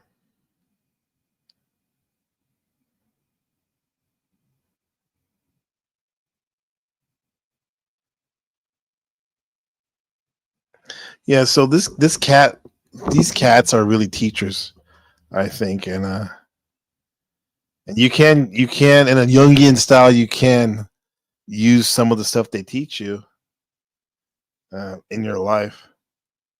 So I would say, like, number one, Ben and friends, trust your instincts, and even if they don't come with like a 20-page report, your feelings are data. Okay, there's nothing wrong with a man using their feelings to navigate what's really going on, and like a cat, Ben, don't beg for approval. Move like a cat. Be confident, and know when to chill too. When it's time to chill. Right? Be confident, like that Angelical Cat songs for Angelical Cats. Are you cock of the walk when you're walking alone? Right? Don't feel the need to explain every move you make to people who don't get you either. And yeah, but do it to the ones you feel like that work that you need to do it. But not everyone, you don't need to explain everything you do to them. And embrace your mysterious side for sure. And not everything about you needs to be public or for the public's consumption. Like, I was about to talk about my fears and stuff like that, but no, I can keep that to myself. And keep some of your dreams private and let your life unfold those dreams naturally, man. And this has been cool, man. These stories about the cats and the humans they choose. So I think that Jung maybe not directly thought this, but through his works with symbols, is telling us that cats are like our spiritual guides to independence and to trust ourselves. Good examples of how to trust ourselves and being cool with our own energy. You know what I'm saying? Yeah. You blended your face with a bobcat. Oh, I knew it. Yeah, that is dope. It's always epic. Yeah, it is, especially with you guys around. You're definitely a new. I'll say it. I'm proud to have David Wayne as a rookie of the year of the Paddleverse. I thought I was rookie of the year last year. It's been a year, actually, exactly almost, to when I first got on one of these panels in the Panelverse. I wasn't a rookie to the panels, but to this particular Panelverse, I called the All of the Above sector. I was, and yeah, you're definitely in the lead for Rookie of the Year, David. 2025 NPC Awards. You told him, what did you tell him? I told him it's the hawk, just like Ahimsa. That's cool. I can see your Hawkeye, you know. Seeing the bigger picture, Lady Luck up there. You're definitely a natural with that. Yeah, so everyone, if you have the mysterious vibe, you're definitely on that Jungian path of individuation. So drop a cat emoji if you're embracing your cat energy right now, and come back for more, so you can subscribe for more deep dives like this, where we mix psychology and astrology, street smarts and fun. And Honey Badger had me rolling. And I'll catch you next time, where we're gonna turn these deep thoughts into real tools for a real life. Maybe next time in the future we'll talk about dogs and their loyalty, and how psychologically those archetypes they represent work in relationships. I think that's a good idea, and as well as the animal totem pole. So Ben, Let's remember, like the cat, like these cats, man. They're blind when you're born. Meaning you don't know too much when you're born. However, by the middle and the end of it, they're seeing in the dark. Right? They're not afraid to go in the dark. Cats aren't afraid to go in the dark. Humbly proud of that. Yeah, you are, man. Rookie of the year. And I say rookie respectively only because you're new, even though you have a wealth of experience and knowledge. I can already see, man. Yeah, you like that? That's a good idea, huh? So shout out to everybody. Yeah. And yeah. And drop a story in the comments too about your cats if you feel inclined to. And let's build. Let's keep building. Let's keep building. Let's get swagged out. All right. One of my favorite from Cats. The Cats movie was actually really good. Well, some people didn't like it, but I liked it. The new one. The Rum Tum Tug is a curious cat. All right, peace. Love you, Ben. Love you, chat. Those notes are like, you know.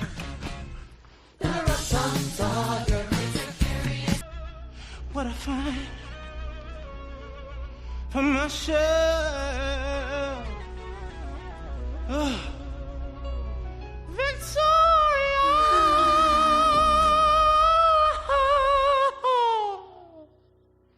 stop milking it. So you catch me in the right of place, put it away on a lot of shelf.